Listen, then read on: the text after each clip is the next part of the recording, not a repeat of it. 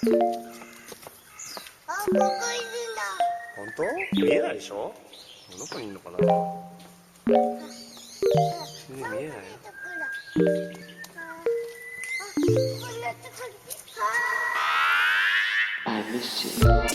What's good, Internet? It's Friday, July 2nd, and you're listening to Waypoint Radio, episode 407. I'm your host, Rob Zachney, and I am joined by Patrick Klepek. Just rolled right into it. I like it. Hello, Rob. And our producer, Ricardo Contreras. Yo. So we are heading into a long weekend, and it has been a busy week. So, games, we haven't been playing them. We've been playing a little of them. Look, I'm playing this game called Head Cold. It's less fun. Have you? All right. I'm sick more often than all of you probably are because I'm around children frequently. But Sure. even this was a new one for me, where it's not uncommon. You know, where you wake up in the middle of the night and you go, "Oh no, I'm sick." Where you went to bed fine, and then like you wake up to go to the bathroom, and then like, "Oh, I feel under the weather." I've never experienced a cold begin in real time where I played with my kids, like put them to sleep, sat down. I had the last short story in the Stephen King short story collection, Skeleton Crew. I was like so excited to finally finish it. It's like the first book I finished. Do a lot of reading, but like finishing a book, even though it's short stories, long time since I've done one of those things. And as I'm reading it, it's like a 12-page story. It's not particularly long. The Reach. I felt my body like decomposing. Like I could feel the throat tightening in real time. I could feel my head going wrong, and it was.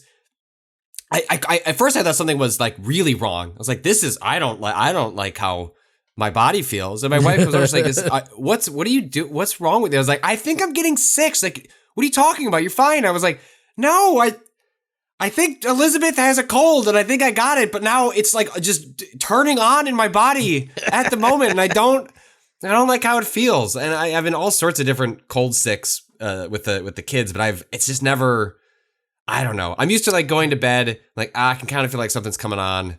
And then at 2 a.m, I wake up to go to the bathroom and I can really feel it. But that was a new one in the middle of reading, just feeling like my body short-circuiting. I didn't appreciate it. You've somehow reached a new plane of self-awareness. Now you can feel it happening. I'm sure it's happened technically before. That right? is just an internal, we talk a lot about on the show about like understanding ourselves, like, self-care.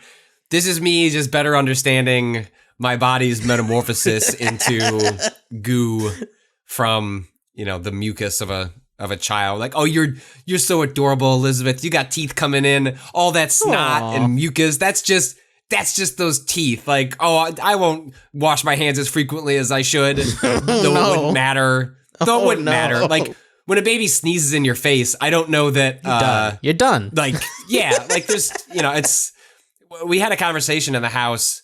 We're not post-COVID, but like we're in a different phase of it, especially in the United States, and certainly relative to other places who are less fortunate in terms of the vaccine. But there's like a lot of conversations about like what role do masks play in our lives going forward as like a permanent state. It's like, if I start feeling sick, should I or one kid gets sick in the house, should we just wear masks around the house? Like, is that useful? Would that be like a preventative measure? And then all it took was Elizabeth sneezing in my face to be like, yeah, maybe that would work if the kids were older and things were more controllable, right. But if you could keep it on her face all the time somehow. You can't put there's a reason the mask mandates don't start until the kids are 2, right. Because, well, one, it's just very difficult for kids that age to catch it. Not that it's impossible, but also like you can't talk to a 1-year-old because I'm talking to a 2-year-old. Plus, it was just I've liked the idea of like, oh, post-COVID, a society, we could, normalize mask wearing, get like flu and cold stuff down, like, adopt a little bit more what other cultures do. I was so more optimistic about that a year ago. I have like no optimism that people are going to do any of it. I think some people will adopt it, but I don't think there's going to be some cultural shift. And it turns out there will not be a cultural shift in our house, because if the baby sneezes in your face, I don't think the mask. I would need a face shield, and I don't know that I'm going to walk around the house with the face shield. I think I'm just going to. I don't know. Andy Reid makes it work. He wears the shit out of that thing. Yeah, but he does it on the Dude, I'm talking about at home, like in my house. Like I'm feeding my kids and like you mac are the and sideline. cheese. You are the coach of Shea Klepek. Walking around with your clipboard, calling the plays. See, this would be the. I'm just gonna start doing that. Like I remember when COVID started, and or before it had started. This is like mid-February. My wife goes on a trip, and I am alone at home, pre-second child, by myself, just reading too much. It's like, oh man, this COVID thing. This seems like this could be bad. I'm gonna buy some gloves. Things like we're not supposed to be touching things. And she came home and was just like, what? What? I tried to hide them at first. I was like, I think I'm just being paranoid. As I came home, finds these gloves. Like, what are you? Why is there a stack of purple gloves in the? I was like, shit, I was supposed to put those away. Those were just supposed to be for me to make me feel better about that 1 a.m. Amazon purchase. But then obviously it was not it was prescient in terms of where we were going, but Sure. Turns out that touching things was not the big thing. So anyway, yeah, all that grocery washing. Oh my god, just effort wasted. Putting putting the boxes from FedEx and UPS out in the garage for 2 days to let them. I don't know. I sure could have told you the terminology. 18 months ago. It would die. It would just die if it didn't get into another body. So it's like you just let it die out, or you wipe everything with Clorox wipes. I did that too. Yeah, same. I didn't do it to the fruit, but I would the come plastic boxes specifically. Yes, like it would all the mac and cheese boxes individually, like wipe, yep, wipe, everything in and out. It's like kind of charming and quaint in retrospect, but like alarming to the degree of like busy work that you had to do because you were trying to. I mean, not die. That's like, that's fair. Like, you know what I mean? Like, not beating myself up over with washing the bananas in the sink. Yeah, no, I mean, I think any fault in that really, again, resides with like, the more we know, the more it seems like it was clear fairly early on, like how this was actually spreading and like what was going on.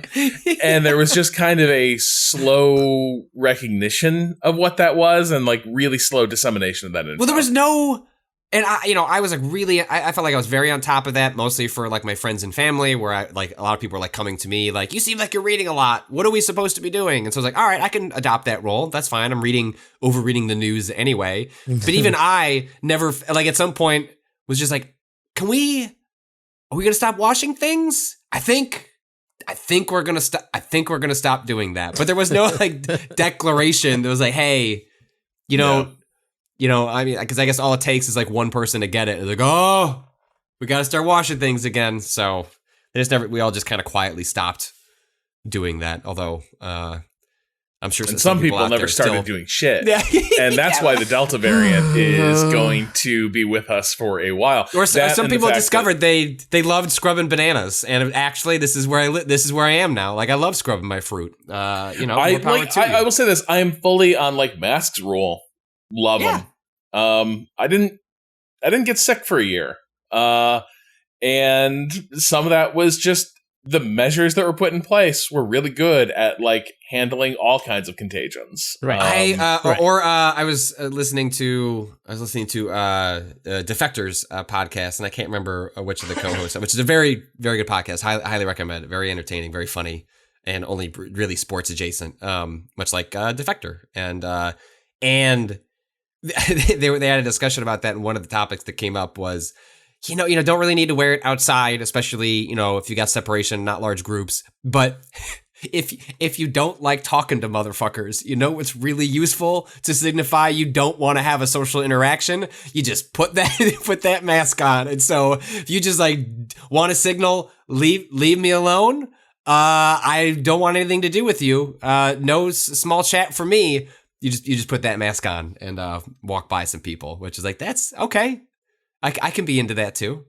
Yeah, I cooled a little bit on the Defector when Burns like shot his mouth off about the like Cyberpunk review situation. I know, and then when he fucked up bad enough, he went and hid behind his old pal from Kotaku. Bad. I just need to be educated about how the video games work. Fuck off, you fucking hack. Yeah, sure, big black mark, but I still like that podcast. Yeah, no, I just think if your like reputation is we're fearless and confrontational and you're a little chicken shit, then maybe you're not who you think you are. But that's just kind of my view. Damn. Get him. Wow. All right. Woo. Spicy. Yeah. Well, look, I'm heated. I'm heated. That's what people are always saying about Rob.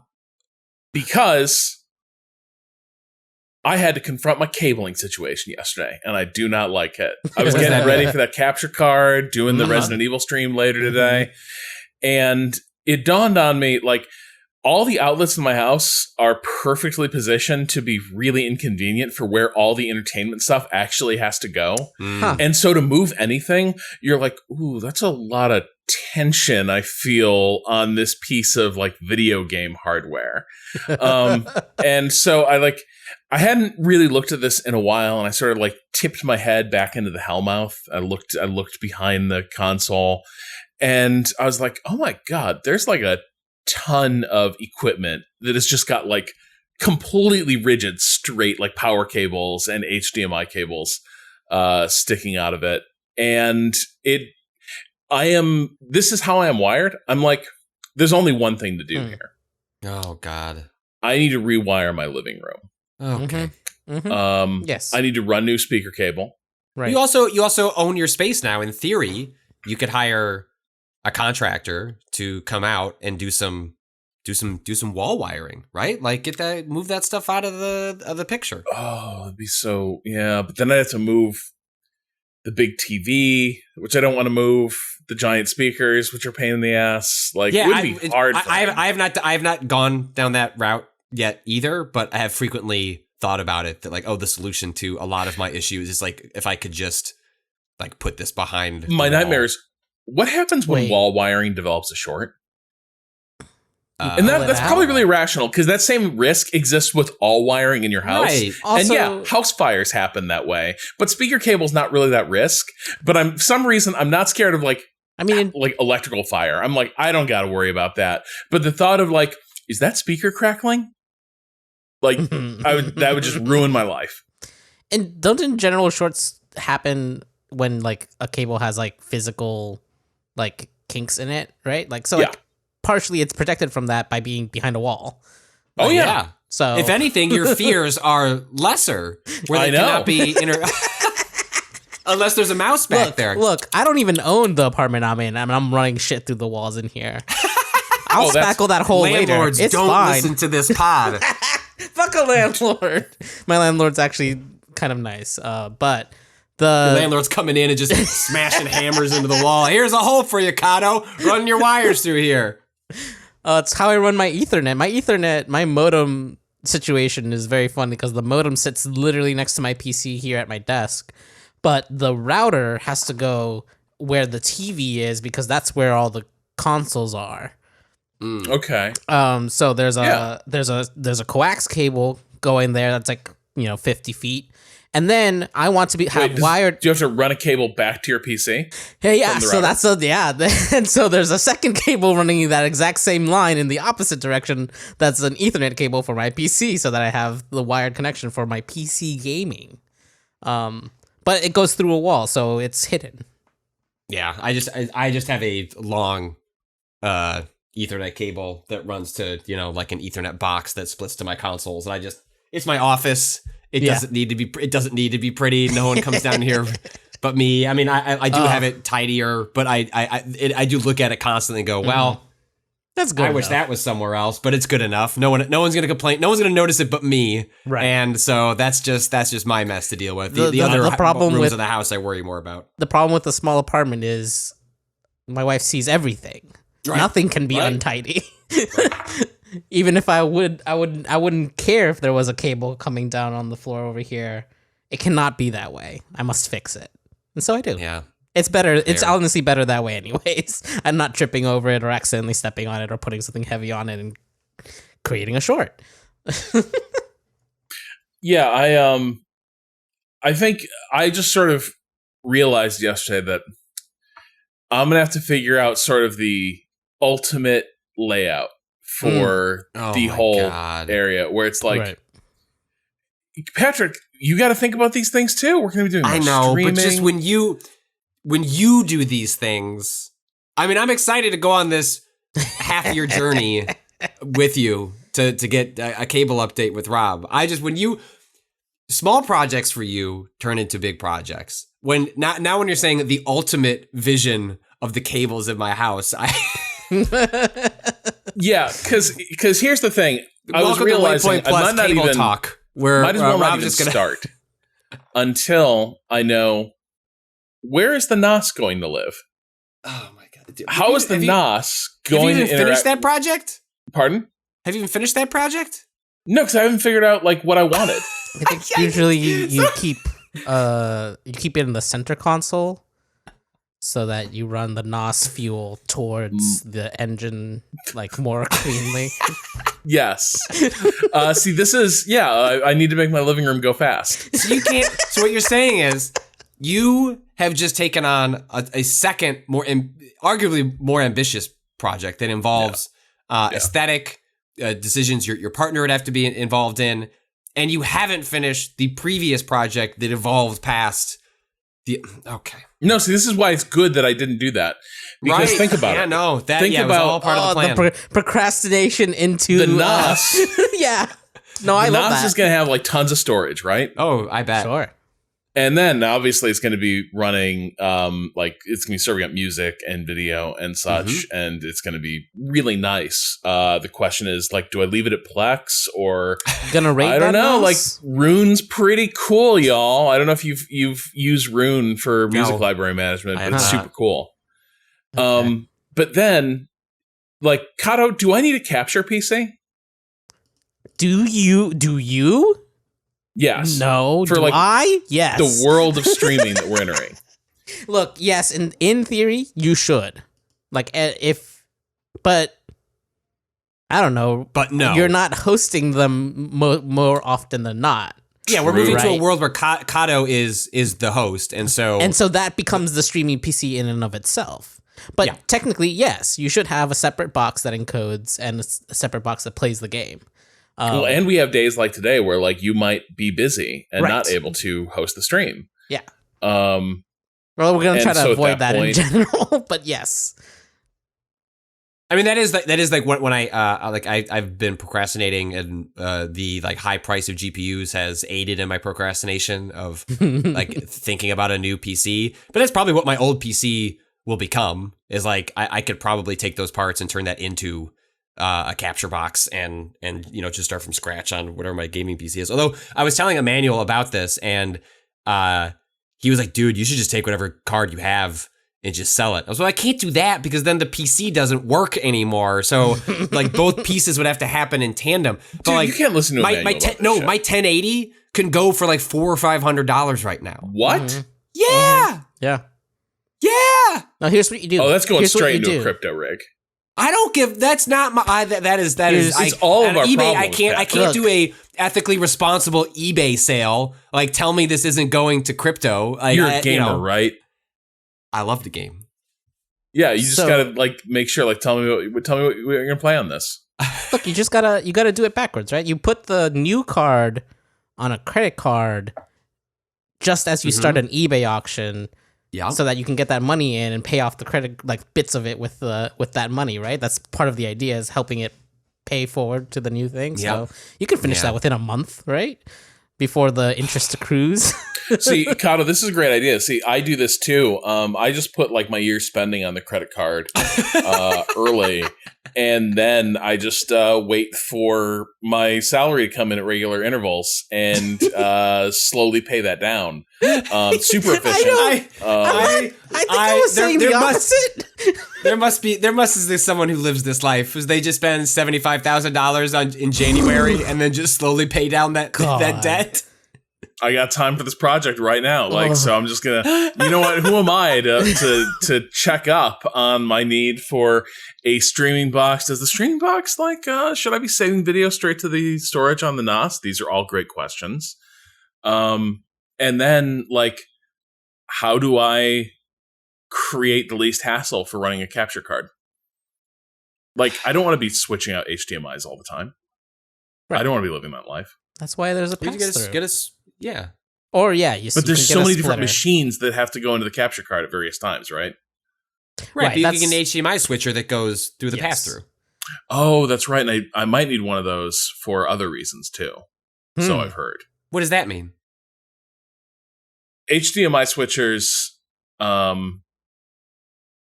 don't know. There's just some stuff with like HDCP that makes some use cases trickier than they used to be. Well, yeah, And you can. If you use one of your your PS5 as a media box, and then you have to have HDCP turned on to use Netflix or whatever, you can. And then I get had to around. turn it off yesterday to set up for Resident Evil because it was like we're just not going to let you get that. And I was like, this. Although seems, I love. this seems I believe dumb. it's. I think it's on Jeff Grubb's pinned tweet. I think what he has is a splitter. Yes. That says please do not use this to circumvent HDCP. Yep. Which is just, it's like, yeah. It's beautiful. What do you think people buy this for? That is the point. Yeah. So, So I think, when you check in with me this fall, I think you're going to be really thrilled with the improvements I've made to my setup.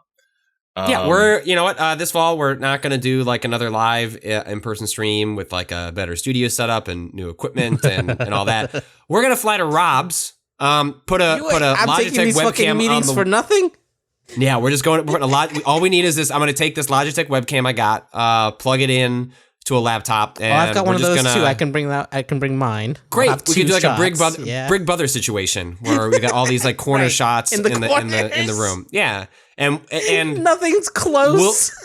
we'll just comment on Rob working through his cables. He can talk to us in another room, but he's gonna have to work it out himself. This is what was that game we played? The Unpacking? Unpacking. Yeah. Yeah. Give me unpacking, but cable management, please. Oh my God, that sounds great. What a great game. I think the trick would be convincing cable management simulation, because they all have their own different, some HDMIs are really stiff and not very flexible. Some have that braided cable. There's lots of nuances. I could see, I don't know that you could do it in the same way that unpacking does a isometric 2D pixel thing. There'd be too much sort of nuance. But I could see a VR game where you are bending and putting the cable. I could see. Oh my God. I could see one of those being very, very. There's the PC building simulator is an extremely popular sim game on Steam. So give me my VR cable management sim, please. Yeah.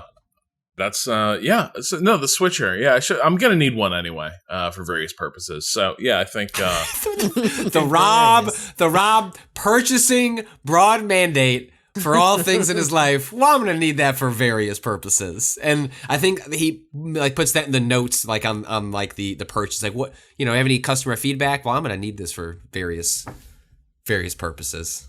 You talk to your tax person. Why'd you get this for? Well. That's true. I would VP. see. This is why I couldn't be invited to be part of the heist crew, because I would get busted the minute I had to buy something that was dual use. Where at the start of Heat, Val Kilmer has to buy the explosives they're gonna use to blow open the Brinks truck, and I would just get caught. I would hey, why do you need these? Why do you need these charges? And I would be just various non-construction related purposes, and they're well, these are only for construction, so you're probably describing crime, and that would be the end of the movie. Well, this is that movie Werewolves Within came out last week, which I mentioned on our E3 streams that people should go see. We should do a good rewatch about that. It's a very good. Oh gosh, shut the fuck up, Rob. Seven Where do I watch podcasts and a movie. On demand. It's not streaming. You got to pay a couple bucks for it, but it's. I didn't pay a couple bucks. I watched a screener, but it's well worth it. Anyway, when I had a conversation with the screenwriter, there's a piece up on the website based on the interview. But I had asked the person, the screenwriter, Mishna Wolf, I believe, if they're a good liar, and they said no. And what that reminded me of is the handful of times that I've played Werewolf with a group of friends, and usually then my wife is there.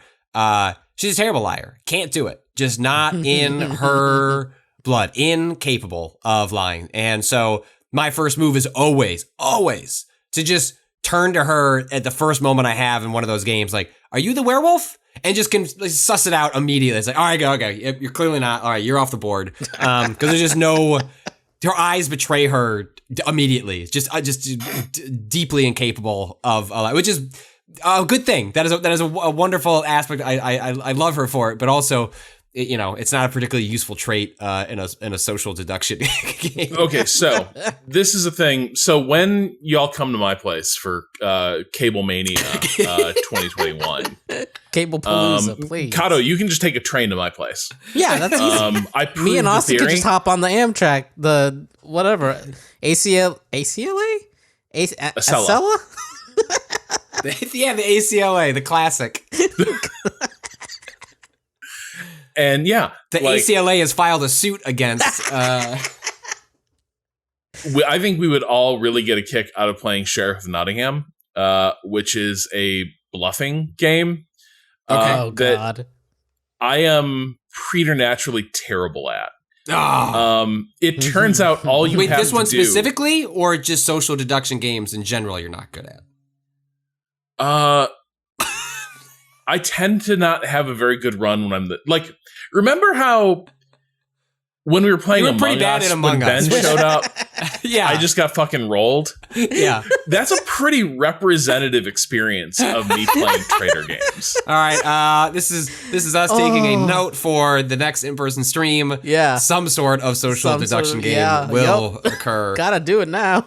Yeah, like all it takes is like somebody like sort of raises their eyebrow at me, and I just fucking like crack. Like Yeah, you and Katie are exactly like. That is very good. Oh. But wait, what is the premise of that one? What is is it the same setup, like you're assigned roles trying to figure out? No, so Sheriff of Nottingham is not really. It's bluffing. It's not like a trader thing. So okay, the idea is as you go around, you have one person is the sheriff, and all the other players are trying to. Basically, it's like a tariff dodging game. The idea is players take turns being the sheriff. The sheriff can do spot checks of every other player is a merchant. So the sheriff, whoever's the sheriff, can do a spot check of their cargo. And if their cargo is all legitimate, the sheriff basically gets penalized for having done the inspection. Because like, okay, that was not a valid search. So you have ways to screw the sheriff. Like if you have a completely legit cargo, but you trick the sheriff into thinking you're carrying something, the sheriff will end up paying you a fee, because they did an illegal search. But what everyone is really trying to do is get valuable like contraband past the sheriff in their cargo and convince the sheriff that it's not worth doing the inspection. And so like the sheriff has an idea of, I think the sheriff like has an idea of how much stuff is being like shipped by the various players, but they don't know what's in it. And so it just turns into, and this is the key part, you can bribe the sheriff. So part of the game is you like say, I will give you this amount of money if you just don't inspect my cargo. And so the sheriff can be like, that's a lot of money. There must be a lot of like even more value in the goods that you're smuggling through. And whoever basically has the most money at the end, whoever's passed the most goods through, wins. But so every turn, somebody is doing the job of like trying to figure out who's bluffing. And then all the other players are doing various forms of bluffs or double bluffs.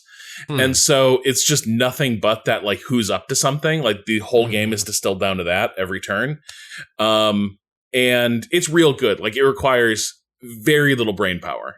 It is a perfect, like, late in the evening type of board game. Because really, you're just doing simple math and then basically bullshitting. We should play that on stream someday. Yeah, it's real good. I think we would do well with it. But hey, there's other games that people can play. I'm sure. Cado, I thought they stopped releasing those. Yeah, well, the good thing they did, basically. Like it's been quiet lately. Cado, Yo. You've been back to Final Fantasy. Yeah. Final Fantasy VII. Finally getting around to Intergrade. Yeah, because that came out basically right around E3, right? Or right after. And after. I don't know how I didn't play it because I adored the remake. And this is Final Fantasy VII Remake Plus. Yeah, well, it's got a DLC. It's bringing back my girl. Yeah, it's Yuffie, right? Yes, this is the first instance of Yuffie in the remake verse, which is I don't know. I soft pitched playing Dirge of Cerberus earlier because part of the weirdness of Final Fantasy VII is all the like spin-off games that came out as part of the compilation after the fact. Especially Dirge of Cerberus being a spin-off for a character you can miss. Right. In the main, like, it's not. Although, it's not, to be clear, Crisis Vincent and his storyline and shit that you can find in the game should not be missable. If I remember correctly, that part of the reason Yuffie and Vincent are kind of awkwardly crammed into the game is because they were supposed to be cut content, and then there was a last minute sort of they were kind of crammed in at the last second, which is why they're sort of awkward and weird and off to the side. But especially wild. Vincent. Yeah, it's hard to imagine that story without that character. Plus, like, dude's a fucking cool ass vampire. Yes. So come on. After I recently finished a playthrough of that Steam version of the original with the bad translation, but otherwise it was great. Oh, you're done. You finished that. I finally finished Final Fantasy VII for the first time. And it was my chat was telling me because I was streaming it how I saw all of the Vincent stuff because they told me, hey, go over to this random corner to find this extra story bit. I'm like, how is this not critical path? This seems really important to the understanding of these characters. I mean, it was also games like that game came out in an era where you were like frequently like buying game guides with it, so you could do all the thing. Like, so I'm pretty sure that I played that game with the game guide. So just because, like, all right, I'm in this area, I want to make sure I do everything. I mean, like, it was early internet, like AOL. I was on AOL at that point, but it was, that was dial up, like, you're paying for things. Like, it was a different time. So I'm pretty sure I had like those big RPGs. I was buying the strategy guides with them, and so then. Ugh. Or like EGM, like, a big part of it's weird, like how full circle media comes is like the way those magazines stayed bulky was often to put in strategy guides and maps. Right. That was like half the reason to subscribe to Nintendo Power was, here's the map to Super Metroid or whatever, so you can like see how the whole thing looks. And I'm pretty sure I played games like FF7 that way. And not that I ever even got it as a kid, but I never got strategy guides because I could barely convince my parents to get the game in the first place, which is already, that's a fair. $60 drop or whatever. Well, sometimes when I'd go back to play them later, you could find some of them at the library. So it would be like I would whatever strategy guide I could find at the library would then determine the game that I went to the family video to then find. It was like, oh, okay, like Breath of Fire strategy guide. Haven't played Breath of Fire. Like, see if I can go find that at the family video. Nice. In an era where I was like getting like really into JRPGs. But anyway, all that is to say that even within the game, the original game itself, there's like expansion of kind of the backstory of the core characters kind of hidden.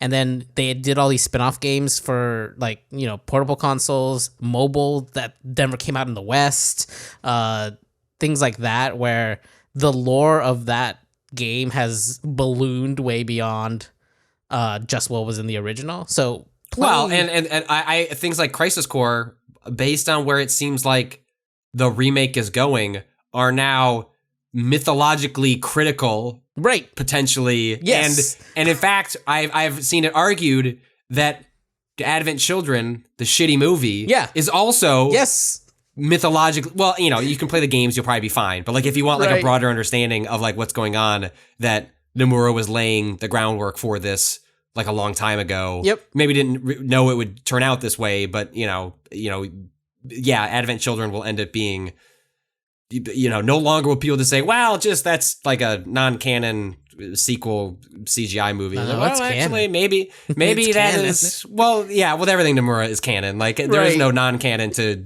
him, but I just mean like if you want to have a better understanding of what's going on in the remake, at some point, I guess what I'm saying is we will probably do a Be Good and Rewatch It where we watch Final Fantasy VII Yes. Advent Children, and I'm just putting that out into the world so I can be held accountable to a certain standard of I'm bullshit, ready. which is that we're gonna watch Advent Children. You didn't play the remake, Rob. You're good. You don't don't have to do this. Maybe although you should, forcing you to out of context watch Advent Children. I mean, you have said, like, hey, if we're going to do this, we should all be part of the content. And so I just feel like leaving Rob out just because he hasn't played Final Fantasy VII would be just inappropriate. That's Wait, not what the I audience said is the paying opposite. For. No, I know. There's no record of that. No record of that. You prove it.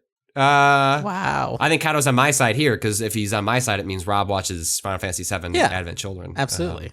I would love So, that. okay, anyway, so you're into Intergrade. I'm We're- into Eric's moved back to that Intergrade, one, which right? is past. So like Final Fantasy's VII Remake only covers the section of Midgar, which is a section that I had played multiple times as a kid because that's where then there was a scratch in my disc, so I just replayed that area and then recently replayed it when I started this full playthrough.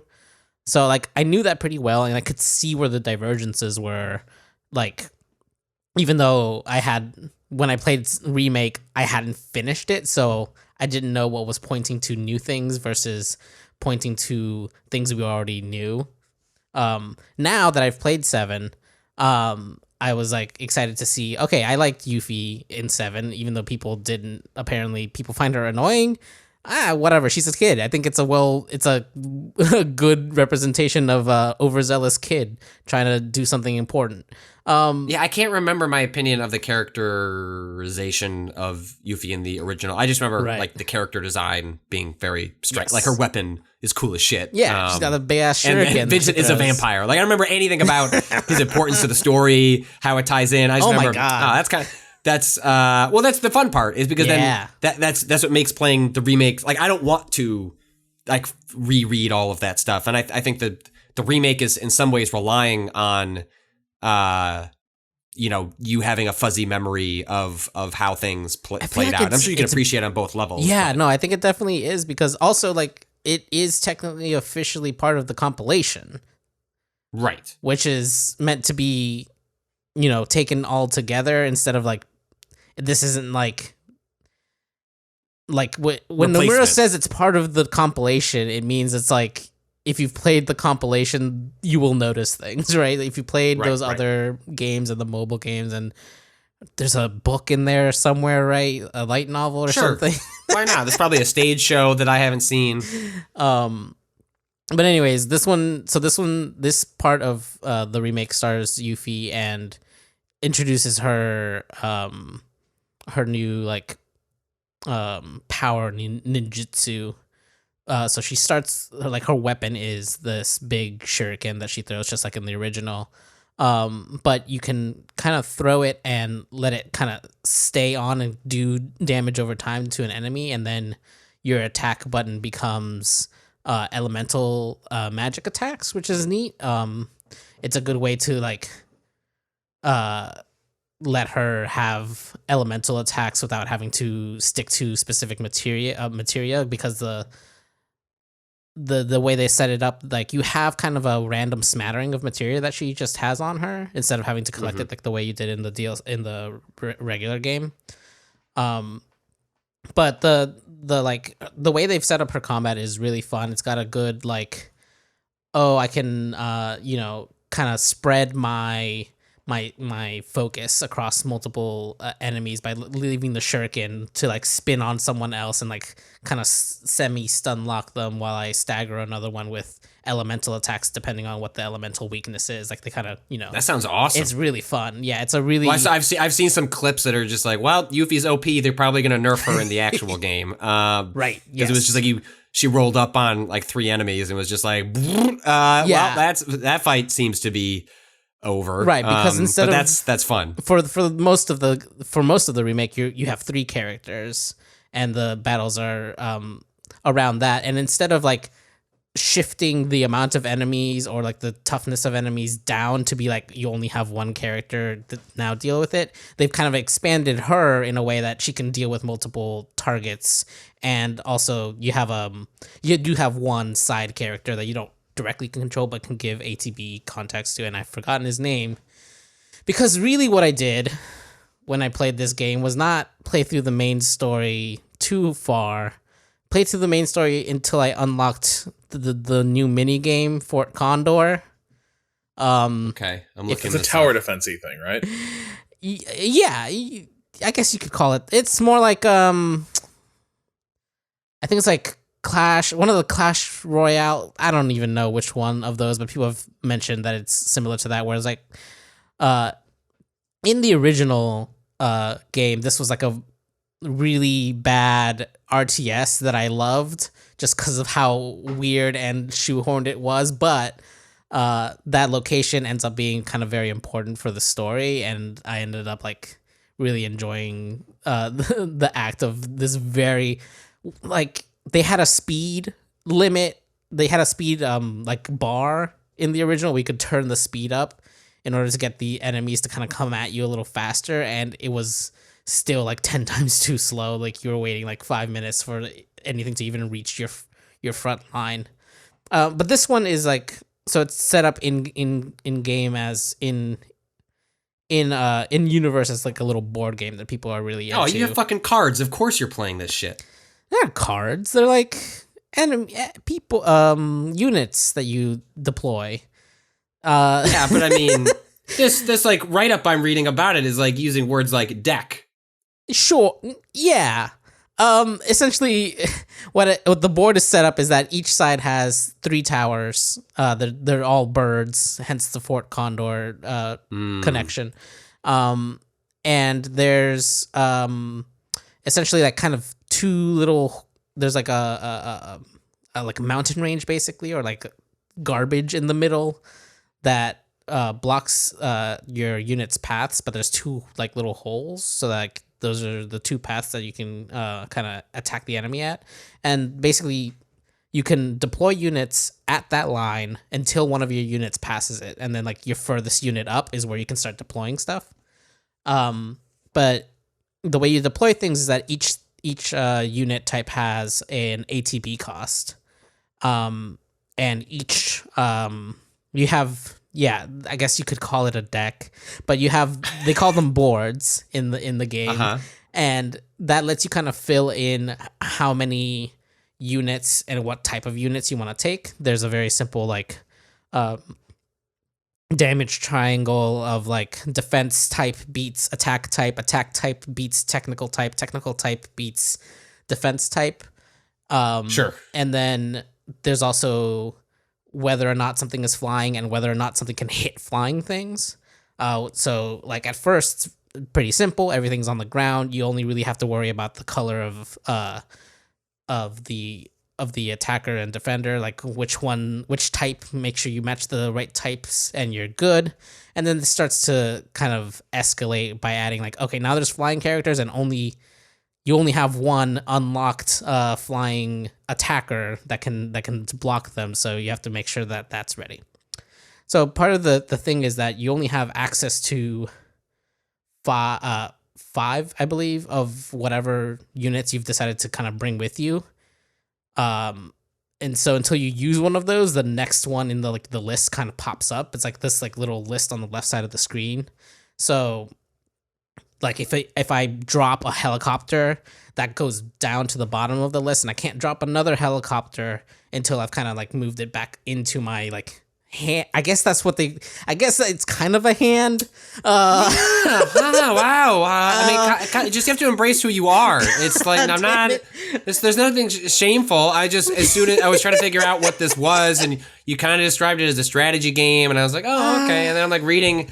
Yeah, this write-up, but it's like everything just sounds like this is like it's not quite a deck builder because it's a mini game, but it's playing in the same universe. Right. Yeah. No, I guess that's kind of the easy way to describe it, though, is that you have a hand of the units you can play. When you play one, that goes back into your deck, and then Cado, is this you a deck draw builder? a new 10 one. minutes of explanation. You know what? I guess it's kind of a deck builder. That's like a really succinct way to describe it. Well, they're not cards, and you don't like draw a whole hand.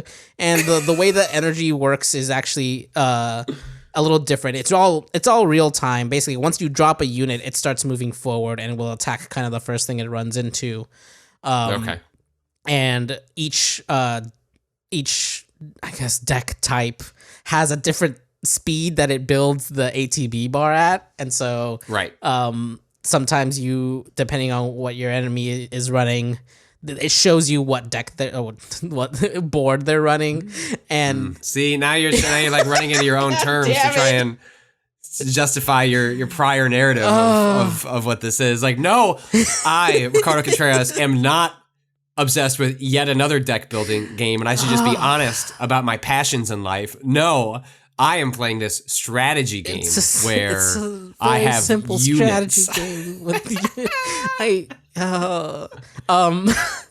Well, I'm sure in a lot of ways, like deck builders have a lot in common with Yes. strategy games. So Yeah, you can abstract the terms in different ways. So I mean, I see, I get it. But yeah, it's fun. You unlock, you get coins that you go to this happy turtle salesman to buy more pieces for your boards. Was more that formally units. their name, Happy Turtle Salesman, or this is your No, just descriptor? that is he has like That's a good. turtle shell No, that makes on. sense. Yep. He's from Wu-Tai. If you remember in the original, there's that happy turtle like bar in Wu-Tai. Right. That's fun. And yeah, it's an escalating kind of like gauntlet of a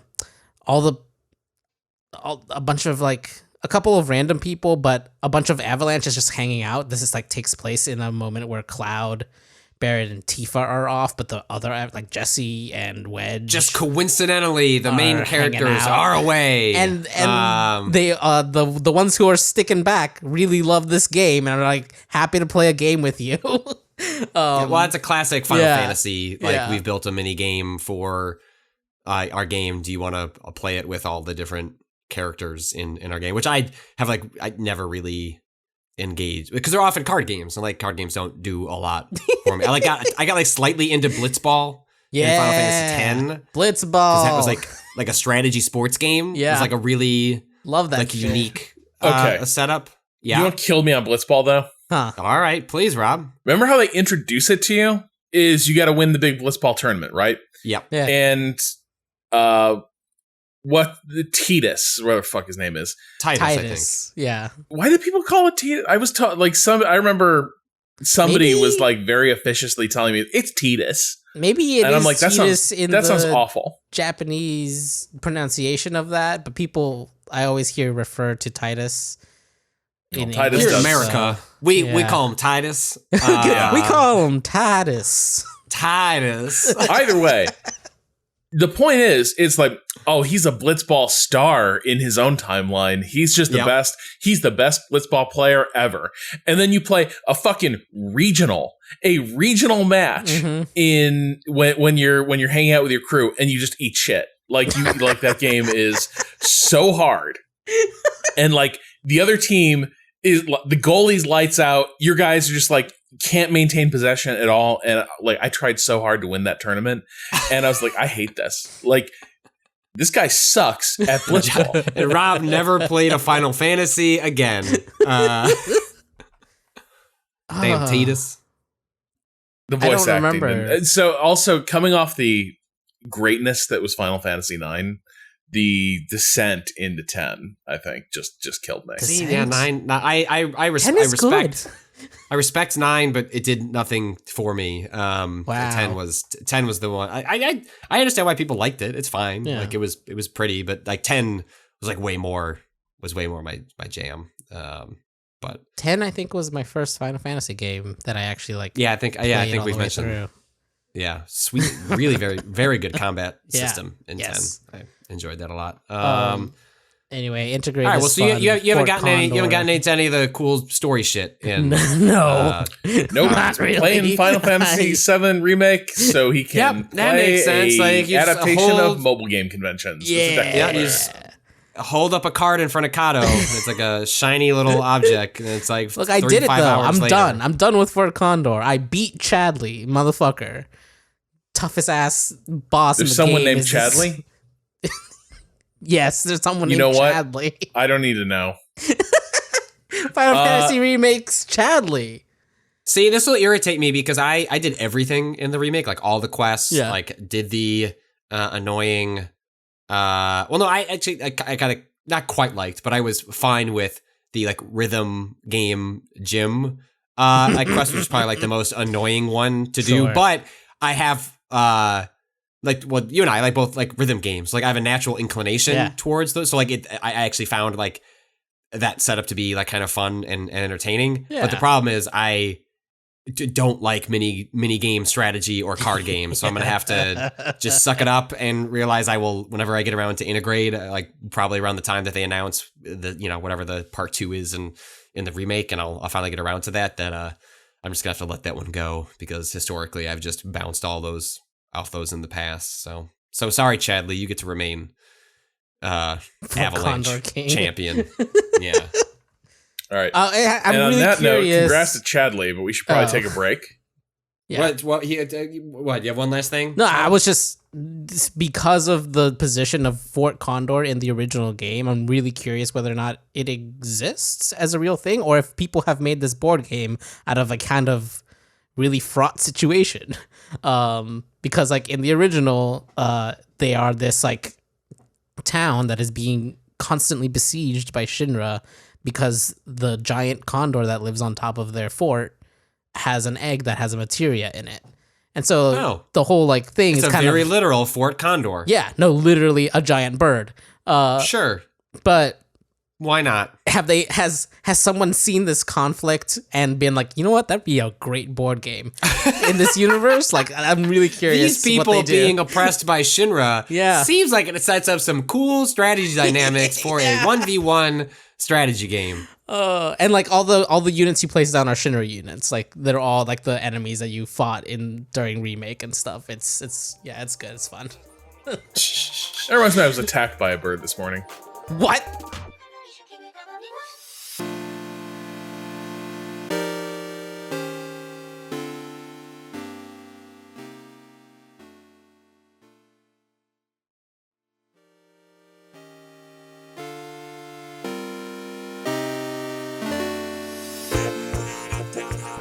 Yeah.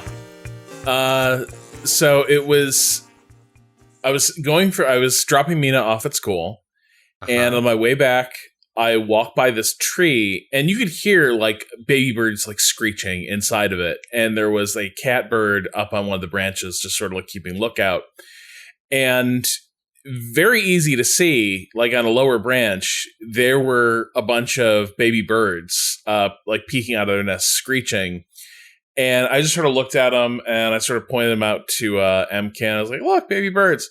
And then we kept walking. We didn't hesitate; like we just kept moving. And as we're walking away, the mama bird swooped out of the tree, smacked me in the back of the head, and like went back on her branch. Wow! Well, what lesson did you learn, Rob? I think the issue was I probably shouldn't have even acknowledged that I should not have shown any sign that I saw the baby birds. I should have just like noticed them out of the corner of my eye and not looked at them and not pointed at them. But the minute like I sort of like looked, it was the pointing. Yeah, it was like no. That's aggressive. You stay away. And then it turns out that bird has been menacing people all morning on that. Like we warned someone else, and they're like, "Yeah, she buzzed me earlier this morning." So, you know, I hope she's safe in that nest. Is my hope. It's creating some, you know. You took it in stride. Seems like the other people have. All it takes is one person to not take it in stride. Yeah, well, and I hope this bird is not creating antagonists. Yeah, so that's like the minute somebody's like, there's a bird attacking people and calls animal control, we got a whole huge issue. Even though the animal control person here is actually pretty cool, and actually runs a lot of pet sanctuaries. So that's kind of a weird. It's good. Like, it's the one case where like the local animal control person is probably the person you want doing the animal control, Right. Because like their side jobs are like running various sorts of rescues and menageries for animals. So, but yeah. Anyway, that was my Fort Condor experience. Fort Condor IRL. If I only guess I that, was Shinra in that. yeah, I was gonna say, yeah. If only the Fort Condor could protect itself. I mean, it's huge. I feel like it should be able to swoop down on some Shinra employees pretty easily. So I don't know. Yeah. See, I don't know. It feels like if people really wanted to stop Shinra, they could have just turned the giant bird loose. Okay. All right.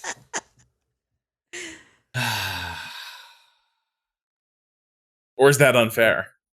I was just gonna let it go. I guess Shinra does have Sephiroth. Okay. Yeah. Well, do Yeah. they? Well, it depends on which game we're talking about, I guess. Yes. We'll just have to watch Advent Children to really unpack that one. Yeah. Figure it out. We'll figure that out. Well, that's just about like Listen CG to it. motorcycle gangs and orphanages, right? Yeah. No, you nailed it. Actually, I don't even need to do the podcast. Just, Cado, if you could just take out that excerpt, upload that as the Final Fantasy VII Advent Children.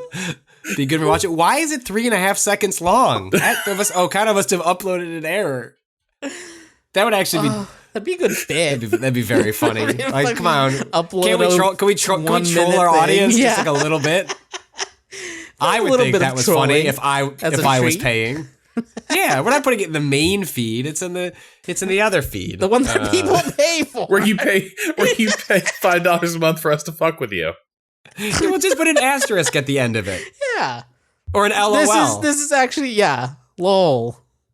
This is a preview.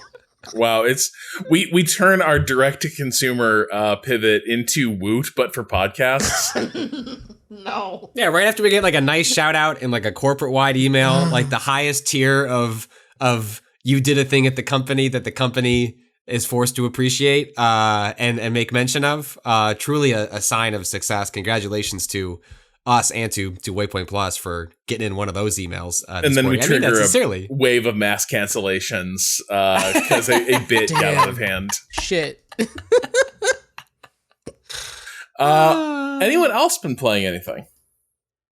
I played like 2 hours, the opening kind of like sections to the new Mario Golf, the subtitle of which we did not know at the time that we first discussed it, and I have subsequently deleted from my memory. But the new one for Switch, in which like the big gimmick is your Speed Rush or some shit. Sure, yeah, sure. Let's call it Mario Super Golf Rush, Speed Super Rush. Rush. Super Rush. I got it. Yeah, where the bit is you hit your shot and then you run to your shot and you can collect coins and got stamina. It's weird because so I hate when games do this that have stats where it's like, hey, you've leveled up. Where do you want to put this stat increase to? I'm like, okay, well, you've given me 6 options, one of which is like a mechanic you haven't explained yet. Do I want to put, like, why do I want to put points into spin? I know that as someone that has played a golf game before, why I would want additional control on like a backspin, for example. But like several of the options, like stamina and what's the other? Oh, speed, like running speed. Like those are 2 different stats that you can put into in addition to like distance, control, some of the most important stats that you would have in a golf game. It's like, why do I give a shit about stamina? Because when you're doing the introductory courses, like you don't have access to your special move, which is why you collect coins, which I only learned because I read about it. It's like, what do these coins do? I'm collecting them. They don't seem to feed into anything. Why am I? It was the kind of thing where you do these tutorial, like almost tutorial-like courses as you're going through all the mechanics, but they're throwing in mechanics that haven't been explained to you yet. They're like, isn't it cool how you can run to like your ball? And I'm like, what? Yeah, but why? Like, I don't really understand. Why would I want to do this? So it's sort of a strange kind of elongated tutorial where I've now played 2 hours of it and I have not unlocked the reason you collect coins, which I hit pause and it was like, you're filling an energy bar. I was like, bro, there's no energy bar on this screen to be filled. So hopefully that stuff becomes more interesting. But so instead I've like been able to play the game the way I kind of just want to play it, which is what if I don't like rush to my ball and I just kind of show up and line up my shot and do my thing and laugh when Boo hits it into the rough. And like, look at this cute little ghost trying to hit that ball. I felt bad. Boo fell really behind in the tournament that we played this morning. They were having a rough go at it. So, that happens. So I don't know. I will see. I think I'm kind of like Austin. I at this point sort of need the game to prove itself to me that it's like big mechanic is at all worth anything at all. Damn. When really, everything else is like really well done. It's extremely pretty. The mechanics are like I like the. It's been a while since I played a Mario Golf game, so excuse my ignorance on like the finer pieces of how it works. So I'm just repeating how it's worked in the past, but. Like one of the things it does is based on like when you're setting up your shot, like you're like the power meter, right? Like you're sort of like, letting that thing fill to gauge the distance. When you're doing it off a drive, when you're driving your first shot on a golf course, there's typically not much in front of you. It's just, hey, if you can keep that straight in the fairway, you're good. All the obstacles or turns or, sand pits, like all that's going to happen as you get further, towards the hole. And so at the top of that meter, you can fill that, and you can fill that all the way to the top and not have any concern. When you start to get into more danger, where there's like additional wind, where there are trees in front of you, like basically there's almost like I forget what the term he uses, but they're like essentially like there's more chaos if you decide to hit this as hard as you possibly can. And depending on the amount of control you have invested into your stats, the game is basically communicating like, we don't know what's going to happen if you hit that as hard as you can. Maybe you should hit it not as hard and just like be happy with it being like a little shorter and like a little more precise. And you're like, hey, like give me the chaos. And it communicates that with an exclamation point, which is like when you fill it all the way up, it's just like, all right, man, you hit that shit. Like, I don't know what's going to happen to that ball. And so far, like I haven't gotten into a position where that has like caused me abject chaos, but like that is a fun little bit where, let's say I kind of screwed up one of my original shots and it's like, all right, I need to try and get over these trees, which is going to require me to hit a full shot. And also I'm going to need to hold back on the right analog stick, which is what determines if you want the ball to like lean left or right, or if you're like leaning forward or backwards when you're hitting the ball, like where you position your body can determine like the height of the ball. If you're like, let's say you're trying to avoid hitting some tree branches. In this case, I was going fucking over those trees. And so I needed that ball to shoot up as far as possible. And I was like, give me chaos and hold back on that stick and shoot that ball to the moon. We're GameStop stocking this ball to get to that green. And that stuff is really fun. And so I don't, that's like where I'm finding the joy in that those parts are really good. And it feels extremely good to engage in those mechanics. It's just kind of the other stuff that I wonder, will I need to do that to enjoy the latter parts of the like adventure mode, or will it be the kind of the case where once I've got a feel for it, it's like maybe I should just like stick to playing like solo games or like teaching my brother how the game works and then just like playing 1v1. So I don't know. So I think Austin and I are kind of in the same place where we need to get a little deeper to see how that stuff works. But my worry is I'm going to end up in the same place as like a lot of the reviewers, which is like, take it or leave it. Like, doesn't make the game worse, but it doesn't make the game better. But it is like a very solid, like fun arcadey golf game, which is fine. That's fine. Like, especially as someone that has not played one of these in a really, really long time. I feel bad for folks who, I think more like Austin, who like play these on the regular and are like was waiting for one of these to take a leap. Like, I have not touched a Mario Golf in probably 10, 15 years. So like it just being what it is like that's okay for me at the moment. So I'm enjoying it. quite a bit. And I'll just have to see how the running stuff actually factors in. Well, I think maybe what we should get into, you should graduate from this. We can get into the golf club. What's the golf club? That's like a proper That's golf like a sim. serious one? Ooh. Yes. Yes. And I think Steam? Must be, right?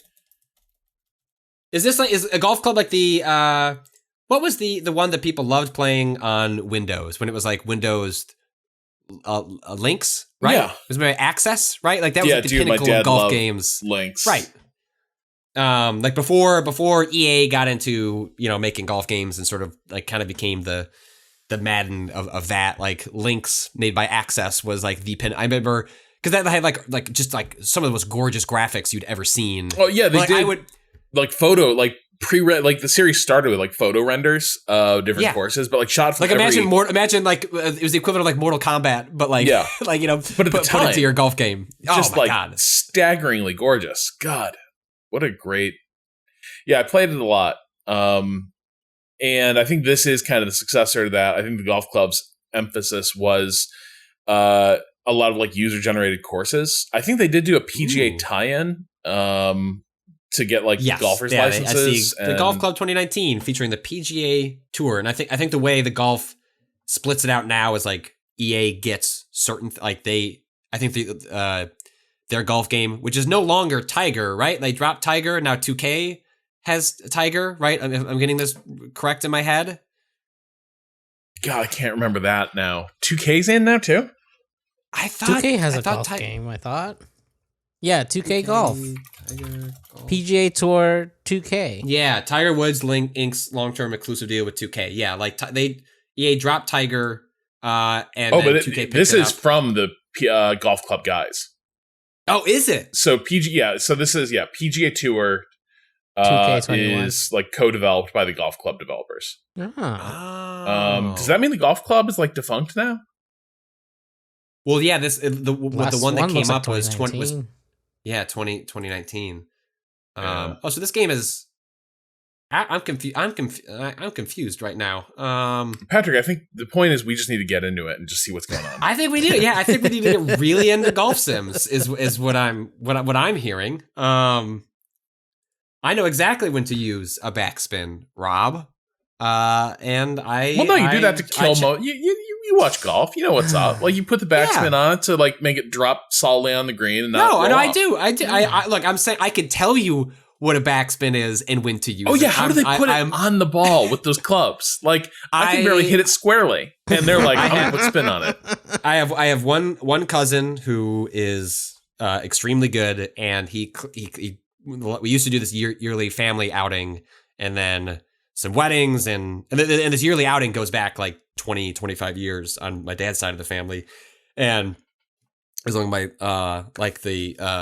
my grandparents, and I went down to the dad's, and then the kids got involved. But anyway, like one of my cousins is actually like legitimately good. And he's like, I can do a backspin. I was like, bullshit. Like that's just something you read about. Like people can't actually hit a ball a specific way. So when then it lands, you can put it ahead of the cup and it will roll back on purpose based on the angle of the green. Bullshit. And then he did it. And I was like, that's lucky hit. That's what you need to do. It's pure witchcraft. You need to do that all the time. And Kirby's Dream Course, my favorite golf game ever. Great game. I wish they would make another Kirby's Dream Course. Well, Cado, I inform you that the way Nintendo works is that if you vocalize, kind of like Candyman, if you are to say a game you would like for them to make that obviously Golden would be Golden Sun. 10 years. You just added 10 years to even just a re-release of Golden Sun. No, fuck, I should have let you finish that sentence. Yeah, see? Yeah, Nintendo actually went over to someone's desk and like just like quietly put it into the recycle bin. Like that's unfortunately how it works. Because yes, of course, like Kirby's Dream Course, even like as an add-on to this would be oh my god. See, now you're getting me mad, and now I'm saying it. We pushed it all back another. At least 10 Dream years. Course 1 is in that. Yeah, it's online. It's in the online. Yeah.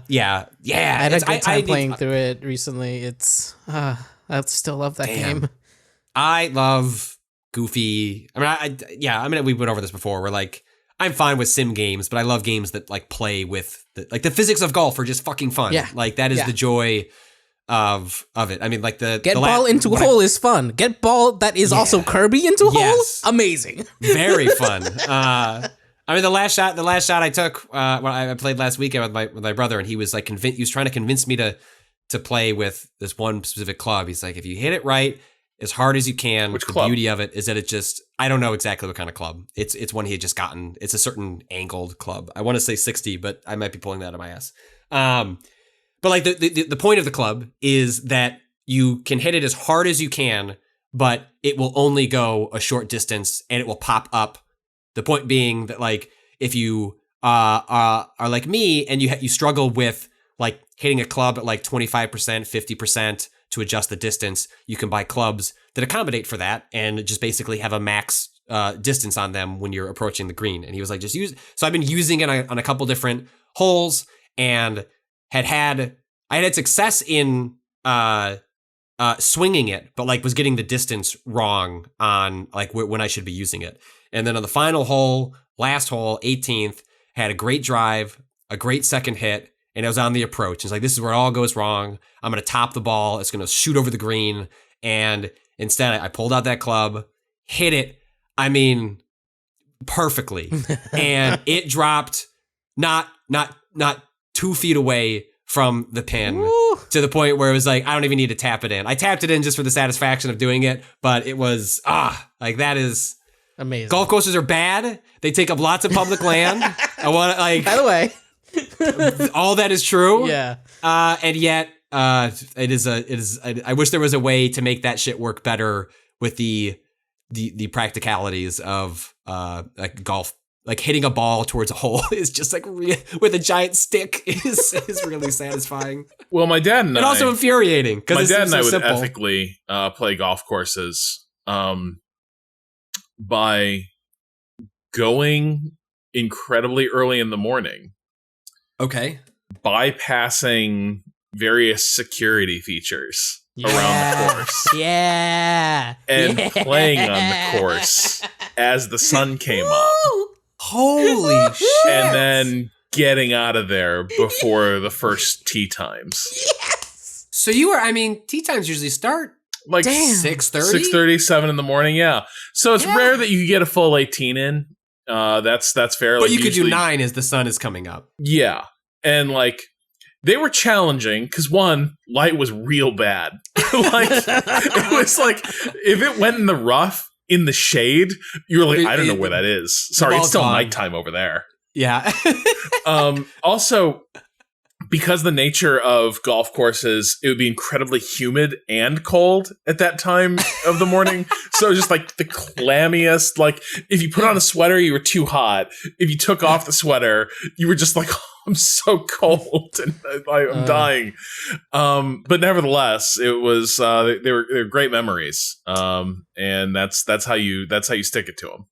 For a second they do a night. there, I thought you were gonna say by going to Scotland and playing on all natural links that aren't pedicured or not pedicured, manicured. Jesus, I don't know. Just manicured by nature. Yeah. The golf course created by God. Yeah. So this is blowing my mind though. I didn't realize this is a revolution, and I was like, aren't you just describing a pitching wedge? But no, you're talking about those. You're talking about a loft wedge. Yeah, a loft wedge. That is that is the technical term. So a pitching wedge, you can hit a lot further. It's similar to a pitching wedge in that yes, you're doing it, but it's like getting that like high arc, so it drops like a mortar round. Yes, and I'm sure like for someone who is like really good at using every one of their irons, there are like more specific cases. But for me and my brother, it is like, hey, don't shoot it. You know, the worst thing you can do is to overshoot it and then, you know, to add 2 strokes to your finish. It's like, hey, just whack it as hard as you can and you're not going to go more than, 60, 80 yards and it'll come down with a kerplunk. Make a nice little divot that you got to clean up before you move on. Just a fun side note on various Zillow patrols I've done. I have noticed a surprising number of very nice homes selling for surprisingly little money. That most of their adjacency to golf courses. And so I don't know that I don't know that is a bonus. Because this is the thing. That is obviously like people are not viewing it as a bonus, and they're not buying these houses as they become available. Yeah, because every time it's pretty frequent. The public course that's not far from our house doesn't. I mean, there are houses near it, but they're not. There's fencing. Like it's not like some of these courses where like the houses are quite literally on. Like that's part of the aesthetic is like, hey, when you're coming around the corner here, make sure you aim it correctly so you don't hit this house. But yeah, I don't know. Like I can understand the pitch of like you could be sitting out with your coffee, but then what's the pitch? Like watching a bunch of bros like drink Coors Light at 8:30 in the morning and swear really loud. Patrick and his brother coming through my backyard is like my nightmare. Well, like the golf carts these days have Bluetooth, and so every person is blasting. Oh my god, music! Oh yeah. They all have Bluetooth now, and you can order like food and drinks like off of the It's so I don't. My brother is just like we're there. It's 8:30. Like we have the coffee for the first 9, but like the whole time, even that first 9. He's, I don't know, blasting some sort of music through his Bluetooth. I thought fusion jazz is going through on the third hole. I thought working at a golf course was bad when I did it. And it's so much worse now. Of it being like, because the thing was, the thing that I was lucky I didn't have to deal with was when I was doing like, when I was like going around the golf course, like doing, just basically, it was a lot of just negotiating disputes between golfers, basically, where it's like this group is playing too slowly, and it's like they're fine. Like it's Rob, old and titled white guys. The golf, at least the technology on the golf cart, depends on the place. Pretty much almost all of them these days, unless they're like really small local courses.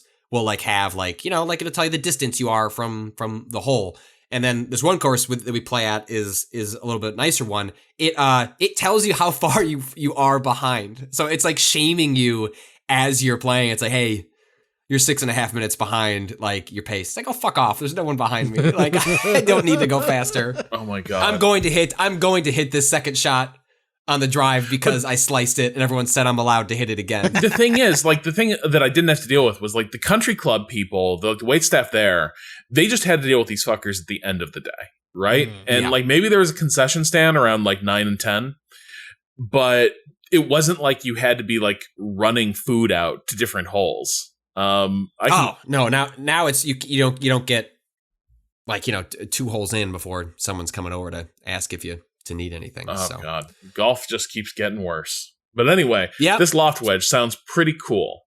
Yeah, it is. It turns out like technology is also like part of like hitting the stick. Yeah, you want the nice tech in the stick. Well, speaking of, no, there's no segue there. Look, we just need to go to the question bucket. We need to. Okay. Oh, I just want to do a quick shout out to Flatland Volume 2, a game that came out on, I'm going to see where else. I think it's been on PC for a minute. Just pulling it up to make sure I get that right. Yeah, it's been on Steam for a year or so, and it's come to some other platforms. I've been playing it on Switch. I don't know what the Volume 1 is, unfamiliar, but Flatland Volume 2 is like it has the aesthetic of the book. What? Flatland? What? Hold on, what does this game look like? It's Cado, like almost Pac-Man. What was that? The Pac-Man update they did some years back. Was it Pac-Man DX? Was that Look, Flatland is a book about shapes. Are there shapes in this game?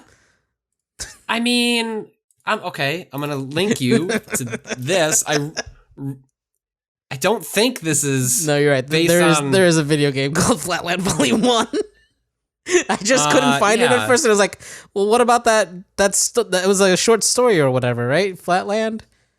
About like sure, I believe you. I don't think this is what this one has to do with it. It's got like the Pac-Man DX aesthetic, like that kind of like pulsing, like kind of techno, like bright lights, like bright colors, neon look. With like just like electronic music like blasting at you with the mechanics that are sort of now you're pacing Flatland. Yeah, that could not be further. I mean, I wish that was somehow an adaptation cool. of that. That's a very cool cover. Yeah, a romance of many dimensions. It's about shapes in a 2-dimensional world, and then there's like a 3-dimensional thing passing through, and it's all like, whoa! Isn't that just a Simpsons episode? They got the bit from Flatland. Flatland's from like the 1800s or some shit, isn't it? Yeah, 1884. Wait, the Simpsons didn't come up with that? God damn it. Flatland Volume 2 has the Pac-Man DX aesthetic combined with like the platforming of a Celeste, where you're controlling a tiny little square that has the ability to run, climb, kind of like do wall jumps, and has a dash. And it has just really, really tight controls. It it is like Celeste meets like Super Meat Boy. Like that's sort of like the vibe I get from it. It looks good. It plays really well. I frequently just download a bunch of games to my Switch and then kind of rotate through them to see like what sticks. And I was like, played this one, came out of nowhere, never heard of it. Just like requested a key on a lark, and then was like pumping my fists like while I'm waiting like to eat dinner. And my wife's like, "What the fuck are you doing?" And I was like, I don't know how to explain how I just nailed this sweet triple dash jump, but I did, and just I want you to know it was impressive. And yeah, it's really good. I really like it. I highly recommend it. It has a very good loop. And the basic levels are hard. There are secret levels layered into the basic levels that are even harder, that are really fun. So yeah, Flatland Volume 2, like 29 reviews on Steam. Tragic. This game deserves so much. I'm getting screenshots here as I'm looking at through the Steam thumbnails like of sick looking boss battles that I have not even seen yet. Come on, Flatland Volume 2, very good. Check it out. And I'm gonna keep playing more of that. All right. Also read the book, I guess. It's from 1880. You see, the problem is Cado. You could just watch the 2007 film Flatland. You'll be fine. Was that good? I don't know. I don't think so, based on the cover art. See? Oh my god. This is a be good and rewatch it. When I said Pac-Man DX, I did not mean this Pac-Man ass looking thing on the cover. This. Oh. Absolutely not. I need to watch it. We need to watch it. I'm not watching. You gotta watch this. But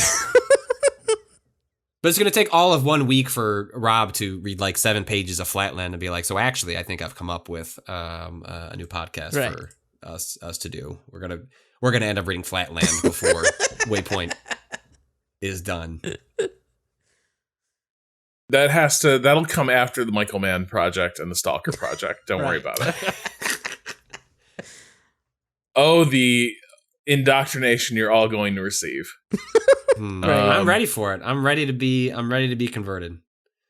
All right, so we should dive into the question bucket here. All right, hit me.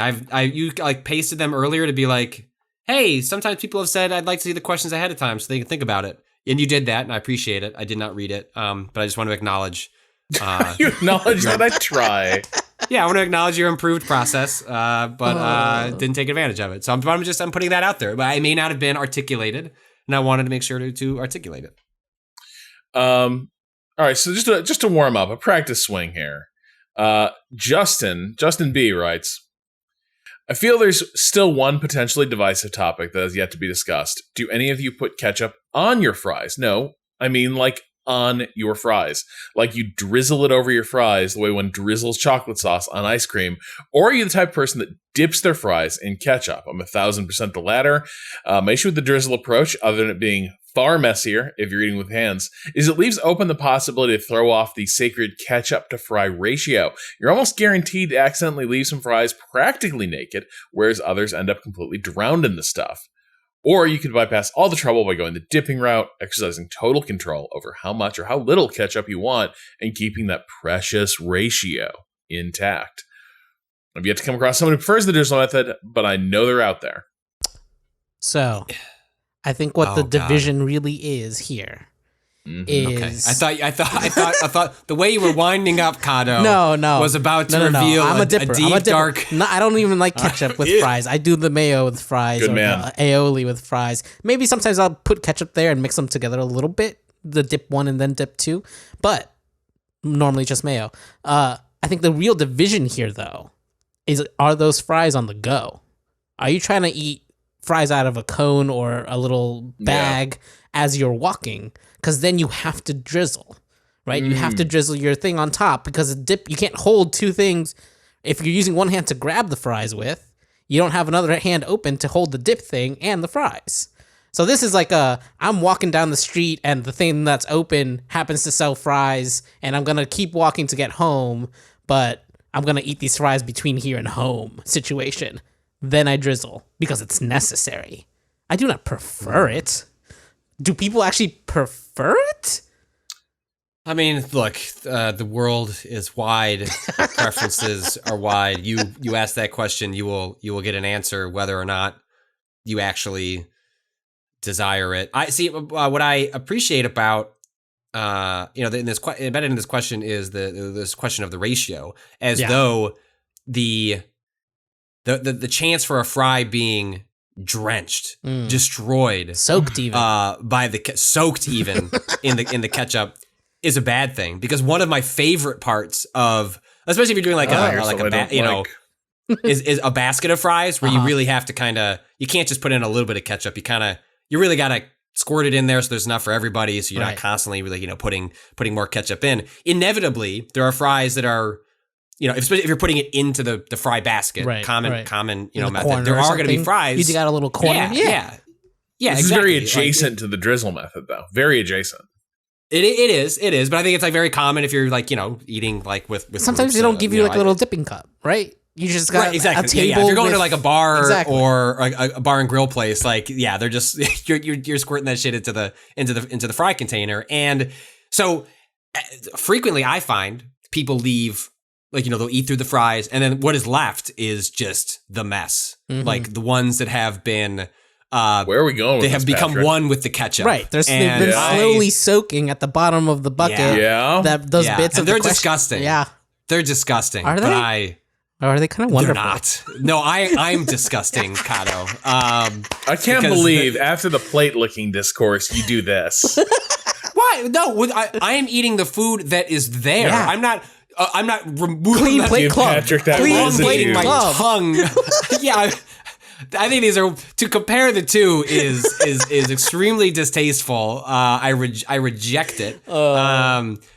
And I don't want all of them, but I do like one or two fries that are just far too ketchup. I also just really like ketchup. Ketchup is, I don't mind the mayo or the aioli. I am pro those as condiments. It is best when there is a spread that I can go between them. But I am also just, it's the same when we talked about burgers. I will put ketchup on the burger and then also ketchup on the plate, and I will take that burger and I will dip it in the ketchup because I just like ketchup. Austin said the same thing. I got backup.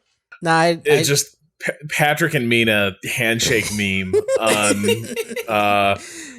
just finishing off the detritus of a collective snack. I think the ketchup soaked fry is actually pretty great if it doesn't also still have extra ketchup on it. You shake off the excess because it's already soaked in so much of that ketchup juice. I wouldn't want, ketchup's are too sweet is really the thing for me. I want a more savory kind of creamy. You know what I like is when you get a ketchup that's a little bit spicy. Just a little bit. It's not like a spicy ketchup, but it's just a little spicy. Just got a little bit of kick, not even a kick, like a little pinch in there. Yeah, that's nice. I'm gonna paste something in here that has has implications. Yeah. For Oh my god. Yeah. Oh. Yep. Oh. Are they not doing a theater release at all? So hold on. What is this? So I'll read the tweet, and then Cado can explain. Yeah. Because I can't. Evangelion 3.0 plus 1.01 Thrice Upon a Time on Prime Video on August 13th in over 240 countries and territories, excluding Japan. I guess presumably it will come out in theaters there. And then you'll have to pay $100 to own a Blu-ray of it, 6 months later. But that's the third and final of the it's not reboot or no. It's the then this doesn't actually doesn't matter for us. Fourth and final. Oh, that's why it's so 3.0 plus 1. Yeah. Also, right. However, I'm very concerned about that extra one because the original theatrical release was 3.0 plus 1.0. Now it's 3.0 plus 1.01, and fucking knowing Anno, that's not a mistake in the copy. I mean, that is on purpose. I will read this press release. Amazon Prime Video announced the exclusive global premiere again. Parentheses outside of Japan of the highly anticipated Japanese anime blockbuster. Yada yada yada. Thrice Upon a Time is the fourth and final chapter of the new theatrical edition of Evangelion, the anime film. Was the highest grossing, yada, yada, yada, yada. To celebrate the finale of the franchise, Prime Video will also release the 3 previous movies. You Are Not Alone, You Cannot Advance, You Cannot Redo to fans in more than... So all of those will probably be going up. Maybe not the same day, probably over the summer as they build towards that. So, Might be... We'll have to think about that. Might be time. There's some pretty... I've seen the first 3, and there's some we should watch. I think we should, even given how we ended on that series, we should watch these movies. I can watch 4 movies. Yeah, no, I can watch 4 movies. There's some changes. It's interesting. It's very interesting. Kind of can you be a little less coy? I actually need to be sold on this a little bit because, the end of that last movie, right. I was like, I mean, we're having a content meeting straight now. Up, the first one. Well, it's a Don't spoil it though. Be careful because if we're gonna no. All right, it is just dance carefully. It is a remake, and you should take that word remake as, Final Fantasy VII Remake. Okay. That's all. I'll say. That's all I'll say. All right. But does Rob even know what that means? I do. I read all the shit that I'm just that wasn't meant to be condescending. I wanted to make sure you understood the relationship between Final Fantasy VII and Final Fantasy VII Remake. I edited the review. I got it. All right. Just making sure. So yeah, we should definitely check those out. All right. Well, this dovetails nicely with the next question. Question from a 3-year-old, Mike and Amelia from North Carolina. Hey, Waypoint crew. I listen to podcasts while I'm driving. For work, picking up my kid from daycare, whatever. Lately, my daughter, who is 3 years old, has started asking, who is that? When one of you is talking. I'll tell her, that's Patrick, or that's Austin. She says, okay, and we move on. Today, she asked me something new while we were listening to Waypoint Radio. After I told her who was talking, she asked, what are they scared of? So, what are you all scared of? Did they say the name of their daughter? Amelia. I wanted to say Amelia. Oh, hi Amelia. Thanks for writing in. Hi Amelia. Nice to meet you. I have a 5-year-old daughter. I'm sure you guys would get along well. What am I scared of? Well, I'm speaking to a 3-year-old. I'm scared of spiders.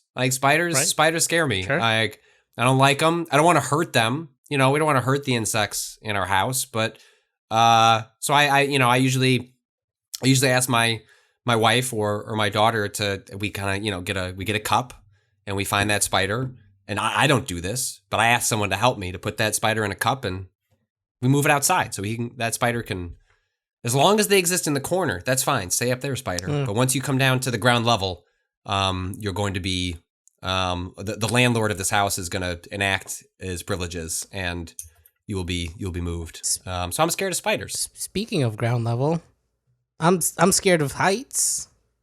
Oh. But the very kind of specific heights where you're standing and so like your body is free to move, but I can kind of see down a long way, like going up to the top of the Empire State Building and like looking down over the edge. Horrifying. I can ride roller coasters, like that's fine because I'm like strapped in, and like that. It's when you have control. That like, yeah, it's like when I'm like even though there's a wall and a fence at the top of the Empire State Building, just the fact that I can move my body freely makes my body feel like you're gonna fall down because you're looking down in that direction. I feel like someone's gonna come up behind me and push me over the edge. Yeah. That never happens. No, it's not a thing that people do. As bad as the world is, people do not push people off of a building. I'll be good. I mean, they do, but it's like it's extreme. Like it's not gonna happen. Or like there can be you. solid glass. And it's just the sight of it. It's like, oh, there I go. I'm out. Nope. I'm going to go sit over here in the corner away from the window. So yeah, heights. Scary. That's reasonable. Rob, what are you scared of? So cables? I'm scared of botulism. Okay. Like, we're talking about like unreasonable fears. I have a dread of botulism because so there are things I love. Explain like what botulism is to a 3-year-old. We're talking to a 3-year-old. This is for Amelia. What are we afraid? That's why I said spiders, Rob. Look, Amelia's got to find out about this sometime. Right, just walk her through it. Explain. Amelia's wondering. She's asking her mom right now. What's botulism? What's botulism? Good luck saying that. So this is the point is sometimes things like pickles go bad, and they go bad in a really particular way where they can make you very sick. And it's like Amelia, do you know when you probably like bananas, and you want those bananas to be like, if they get soft and brown and kind of mushy, it's kind of gross. So this is kind of like that, but for a pickle. So the thing is, it's not really a very big risk. Like a lot of places have figured out, people who only make pickles have largely figured out how to make sure that never happens, that you're perfectly safe. But sometimes you get into doing things around the house, like it becomes a hobby, and you're like, what if I made my own pickles? And they can be very, very good. Rob, but back of my the fridge. thing is, if you do it wrong, they can be very, very bad. And so I just don't, it's like one of those things where I don't fully understand how the botulism happens. And so I never fully trust it, that like, how do I know this doesn't have botulism? And it's very rare, and it's not totally reasonable. This is not a thing worth fearing. And yet I kind of am scared of it because I'm like, every time I enjoy making my own pickles, which is a lot of fun and really tasty, I'm also like, I hope I don't make myself really, really sick. Yeah. It's a perfectly reasonable fear. You just gotta make sure to clean everything before it goes into the, you double, triple clean that jar. Just really make sure. Because that's where the bacteria, the extra bacteria generally comes from, contaminant from like sticking to the glass or like, to whatever jar you're putting it in. I feel like that's the big thing. Yeah. Just like, heat, steam, do whatever you need, like dip it in some, what's that blue shit at the barbershop? Sterilize the shit. Yeah, whatever you need to sterilize it, that'll make sure you're good. But the back of my nightmare is probably the back of my fridge is probably a nightmare to you. Just like pickle jars that I haven't touched in probably too long. Not pickles. Like store-bought pickles? Like your pickles? No, my pickles. I've got pickled carrots. Cado. I've got some pickled radishes back there. I've got pickled. You know what's really great? You know how the stem of kale, you usually don't eat that in a salad, I never do shit with that. I just trim it. You pickle that shit. It's so delicious. What? Yes, pickled kale stems. It's so good. It's crunchy and like tastes like a pickle, Like it's great. It's like a little spear of... Oh, that's a game changer. Yo, you should try this. It's amazing. Because I rely a lot on kale because I have this thing where I go to the store. That's so much waste. There's stems in every one of those leaves that you're gonna just throw out. You put them in the Okay. you get the right there's recipes out there on the internet for I'm not exactly sure because Christina does the kale pickles, but yeah, they're delicious. Definitely a good way to use kale stems, especially if you're using them regularly. You can even then add kale stems, a little pickling kale stem chopped up on top of your kale salad. It's awesome. Now I've got some articles open about foodborne illness. Anyway, point is, Amelia, pickles are delicious and they're fun. See, we love making them, and nobody here has gotten sick from botulism, but I just have an irrational fear of it. Fair.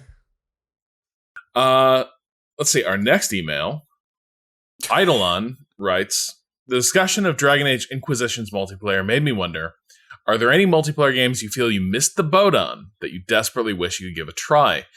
The past winter, I played Armored Core 4 and had a great time with single player, but then I watched some clips of high-level online multiplayer and I was struck by a deep sense of longing. I realized I'm never going to be able to play that game. It kind of doesn't exist now. Discussion about Star Wars Jedi Knight Academy stirred a similar feeling. Even in that case, though, there are tools to host and join private servers. One could, in theory, get really into Star Wars Jedi Knight Academy in 2021. There's nothing stopping us but ourselves. Yeah. On the other hand, a lot of the time, games from the 360 era, like Armored Core, at some point, the plug is going to be pulled. There was a brief window to become a Raven, and I seem to have missed it. Do y'all have games you missed a window on? And you would love to see somehow get a second wind? God, yes. This is the story of my life, honestly. I mean, in the multiplayer land, a few, but thinking more towards MMO, I wish I had a chance to play The Matrix online, because that sounds like a wild fucking time.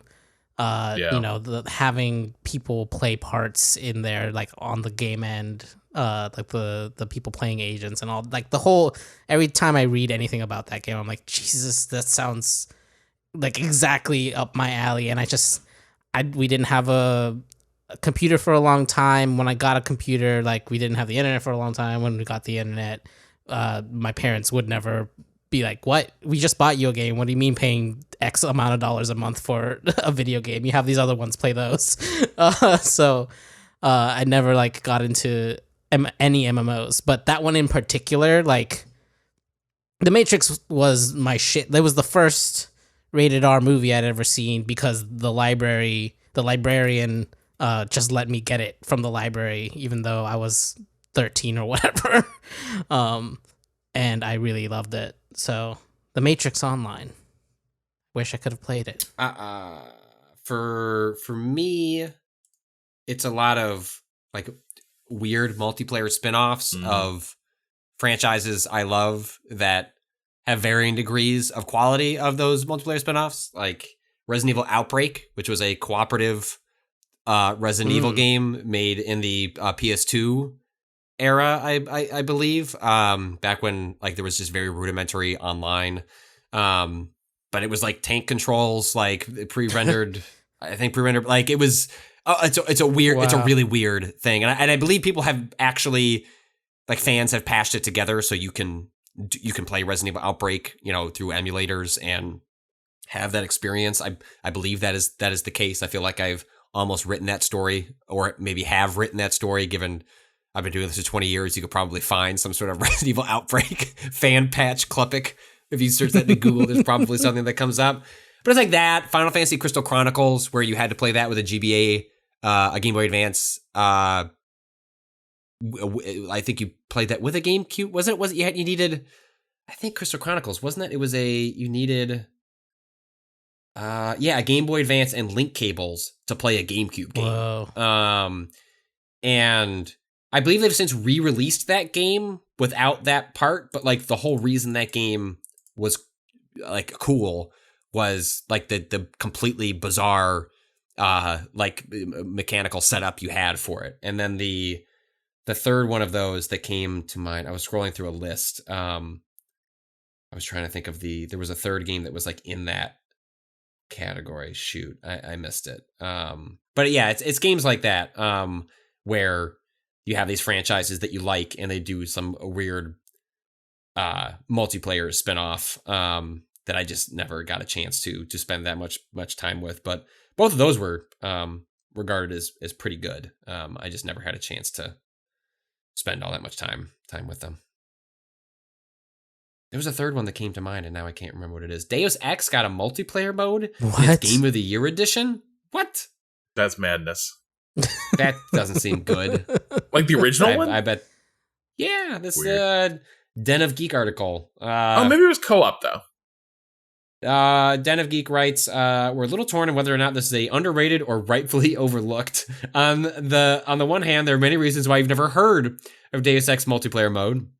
It's clunky. It was only included in the title's Game of the Year edition and features some bizarre arena deathmatch elements that border on parody.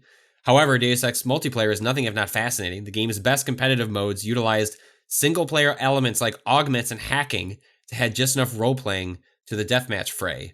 For a concept that was likely only ever developed so they could add another feature to the Deus Ex Game of the Year box, this game's multiplayer came surprisingly close to getting it right. Sounds like some cool ideas that was just like a Skunkworks project that they had. Also, I played it and loved it. I wish more people had played Saturn Bomberman, which was like the ultimate version of Bomberman, where you could ride on the dinosaurs. You could play up to like 12 to 16 people. I like cobbled together. I would just like buy spare Saturn controllers as the Saturn was flailing, so I could have more of them, and we would play these just unbelievable Saturn Bomberman sessions. My dad would bring home a projector from work. He would just like smuggle this old one out, and we would set it up on the garage. So we would play these just like ridiculous Saturn Bomberman sessions. It was like one of those games that like Bomberman, like mass multiplayer, like playing online is just not the same thing. Like there was just no way. Yes, like you're all playing the same game, but there is just something so fundamentally different about have like 12 people all lobbing bombs at the same time and screaming at one another, sitting next to one another, especially given this is before wireless. So it was everyone like on short cables, like linked up to whatever the Saturn equivalent of like, those multi-tap adapters were. Yeah. It was, that was such a fun experience, and I wish more people had a chance to experience that, because it was quite unlike anything I've experienced since. Yeah, I think my regrets are many, and I think part of it is there's scenes I'm nostalgic for that I wish I could go back to, like when the Red, like. It's not like I like military sims, right? Like shit like Red Orchestra and stuff. And when Red Orchestra 2 came out, you had these huge battles, Eastern Front, World War II. And the thing about Red Orchestra is it's really kind of the anti-battlefield. Like you can't actually clutch all that much out because they limit, every squad has to be like somewhat conceding to historical accuracy. So in a squad, there will be one person with a light machine gun, and then nobody else in that squad can have an LMG. Instead, everyone's like, well, time for my bolt-action rifle. And so, like, that was kind of the dynamic of the game. And when you had these huge matches, it was an absolute ton of fun. There's games that just never got their due. Like, I didn't find out about the Kohan series until it was too late. Great RTS games, really different from a lot of stuff. I missed Titanfall 2 multiplayer, like right after that game came out, when it was, really, really hopping. I think for me, though, the thing that stands out, the most tantalizing glimpse of, the letter writer here, said there's nothing stopping us but ourselves. Like we could bring scenes back, but it'll never be, sort of that awesome, like scenes need large, it helps if there's a large group of people playing them regularly. And even if you get a bunch of people to revisit a game all at once, it's rarely the same. But one day where I kind of got a glimpse of how it could have been was ages ago, Games with Jobs put together, they were rotating different games through a server that they were running. And one night they did Fear 1 multiplayer. And Fear it's the monolith horror shooter. It was very Ring inspired, Ring ripoff. But it's a cult shooter. Probably one of the greatest like tactical action shooters ever made.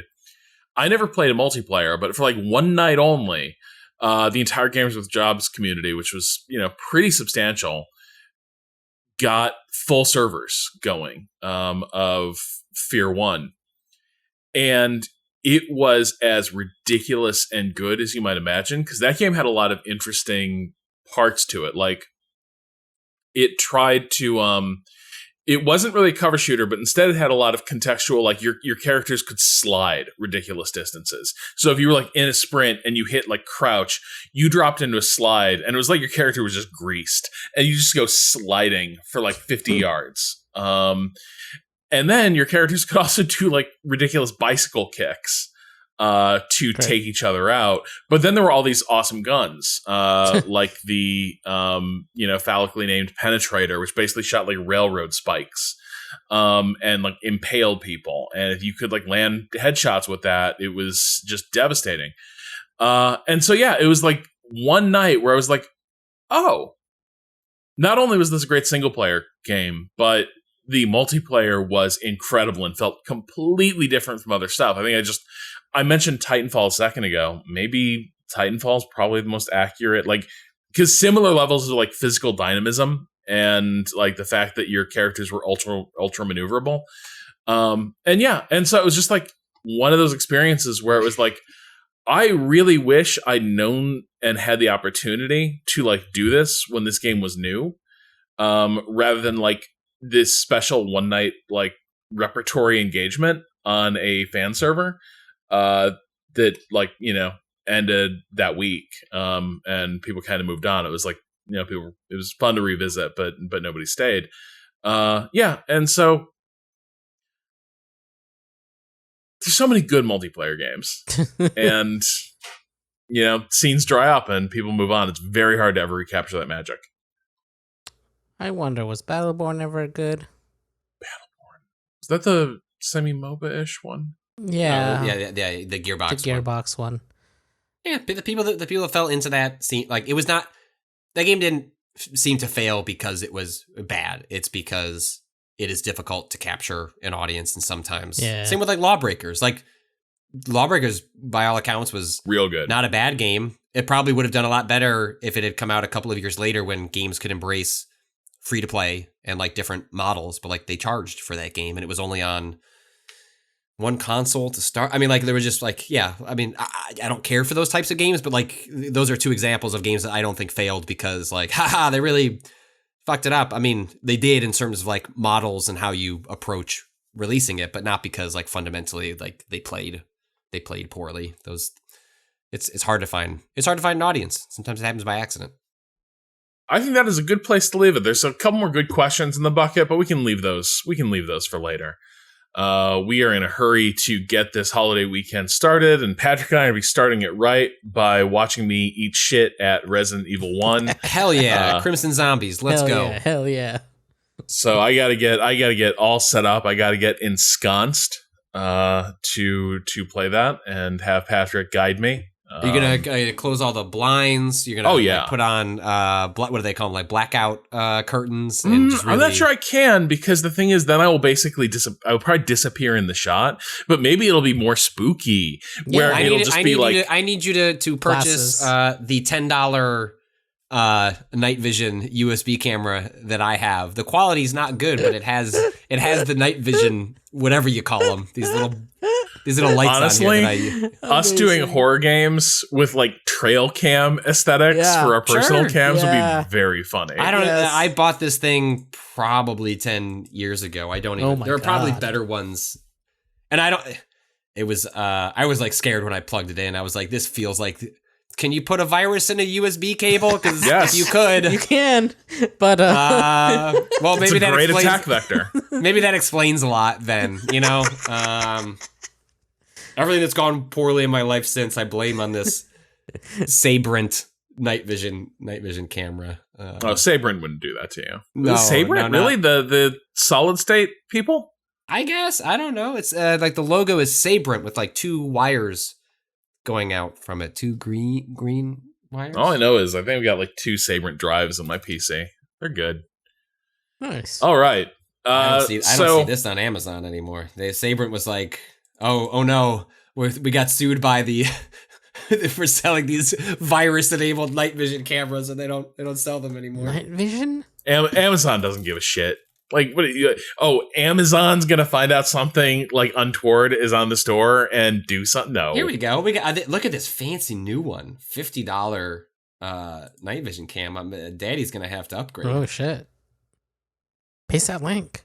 Well, drop that link. I'm looking at the. I want to look. Okay. I want to see it. I haven't done a ton of like research into No, I just want to see what. Ooh. Whoa! Oh, interesting. Okay. Damn, that could really bring our horror streams to life. Yeah, the thing it was missing was a better night vision camera. Which, to be frank, the one that I have is pretty crummy. It's got 100. I feel like 181 4-star reviews is about the best you can expect for an extremely. Who's buying? Other than people streaming horror games and people who should maybe be put on a list, are buying like night vision cameras. So like 181 4-star reviews is probably the best you're gonna get. Who else are making these devices for people? So yeah. To be fair, I think most people who are putting night vision shit out there are mostly like, I want to see what the animals are doing. Yeah. But maybe I'm an idealist, but but this is a wired. This is a webcam. Like this is not meant to capture like anything. Yeah, it's a USB device. This is where people are like trying to get to the bottom of like their ghost infestation. This one has one has IR lights. Look at that. Look at all the little IR dots on it. That's what that's doing. I'm sure that's not just random extra doodads to make it look more impressive. Coupon no, I save. think that's. I don't know. We'll do some research. Yeah. I can't tell if that's a sensor. Those sure look like diodes. Yeah, right?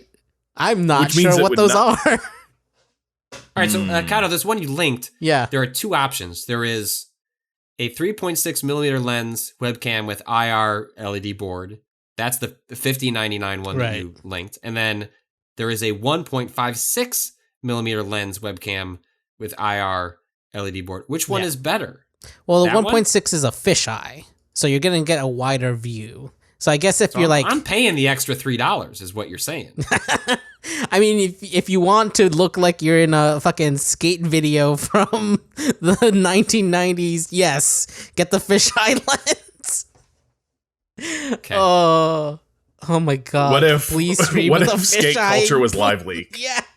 Yeah, it does say. All right, so yeah, when I scroll over to like the specs, it's like, what is this thing? And it's like fisheye lens. It's like, okay, yeah, maybe you don't want that.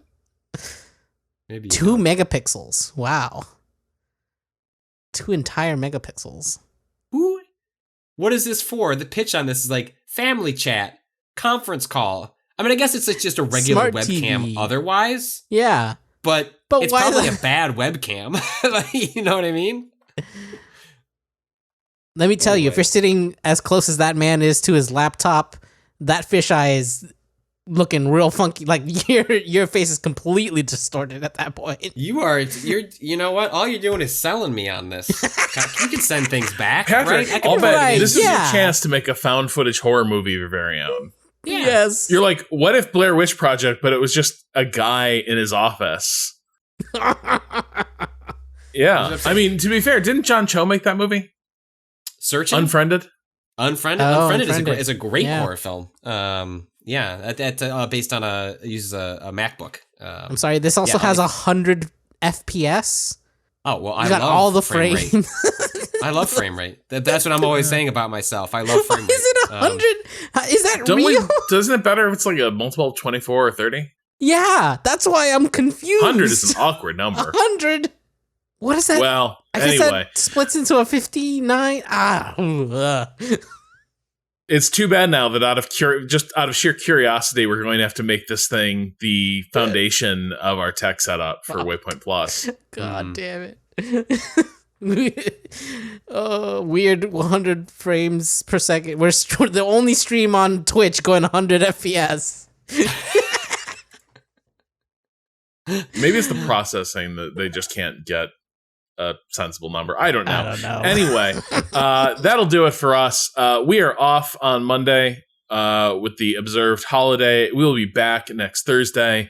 And in between now and then, Patrick and I are going to stream some Resident Evil 1. I am going to learn all about this quote-unquote Crimson Zombie that Patrick is very excited about. I don't know if we'll get to it into the stream. I forget how early that can occur. But Rob is gonna learn the Umbrella Corporation. I'm very excited. We also this is like my orientation. Welcome. Welcome. Here's your night vision cam. Only at Umbrella we only go at 100 FPS. And then you and I recorded a Waypoint Plus podcast that Cado was able to squeak in under the deadline. We recorded a 42-minute podcast. Yeah, that was amazing. That's the only reason I got it in this morning, honestly. Was the only reason you got it done was because Rob didn't hit record on the 15 minutes of basketball talk that Thank you, Rob. that we did. So it worked out for everybody. So that's there. And we apologize for a bit of a gap there, but we have, don't worry, Rob's plans will more than make up for whatever pods we did not get into the feed. People have no idea what's coming, but that's not true. If you're a Waypoint Plus subscriber, you now have a very good idea of what's coming because we talked about it for 42 minutes. That's true. We did. And if you don't have an idea what's coming, you can subscribe to Waypoint Plus at waypointplus.com or for a year at waypoint.zone/annual, or you can gift someone a year long at waypoint.zone/carrot. Or you can gift a 1-month subscription at waypointplus.memberful.com/gift !plan equals 65502. Nailed it. Thanks, Cado. No one would do that. Gift annually. Yeah. Just go ahead and waypoint.zone/carrot. So much easier. And you can read what's going on the site at waypoint.vice.com. Patrick, anything cool hitting the site? People seem to really like that feature I did about the pixels in Final Fantasy, the pixel remasters, and kind of unpacking the kind of legacy of like CRT. Man, what was with that dude though who was like, I had great CRTs forever, and none of what you wrote here makes any sense to me. Yeah, and I was like, anytime you man, talk I'll about bet you had lots of time to appreciate that CRT inside that locker.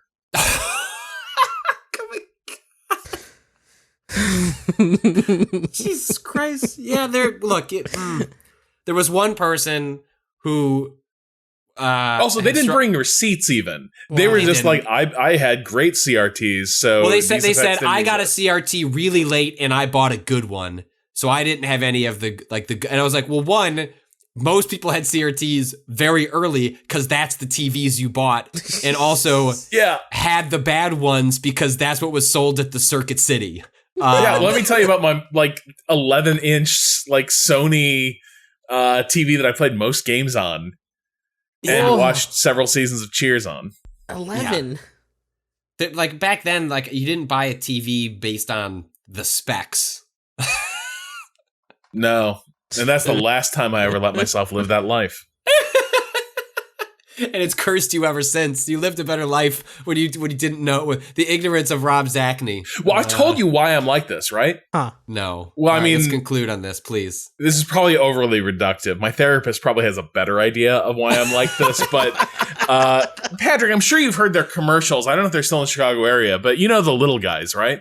Yeah. Yeah.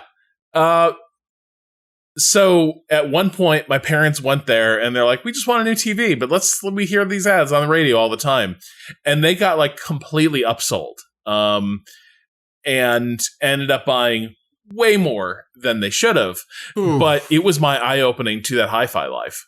And so my parents were like, oh, these massive Klipsch tower speakers were a huge mistake. We can't even run these at full volume or it shatters the house. And I was like, this is perfect and I'll accept nothing less than this for the rest of my life. Oh my God, Rob Zachney's origin story. Oh. And then my parents like couldn't set up the TV well, like the color temperatures were all fucked up, and I was like, I am sorry, like you guys need to figure out how to calibrate this, and they couldn't. So I was like, I guess I have to do it myself.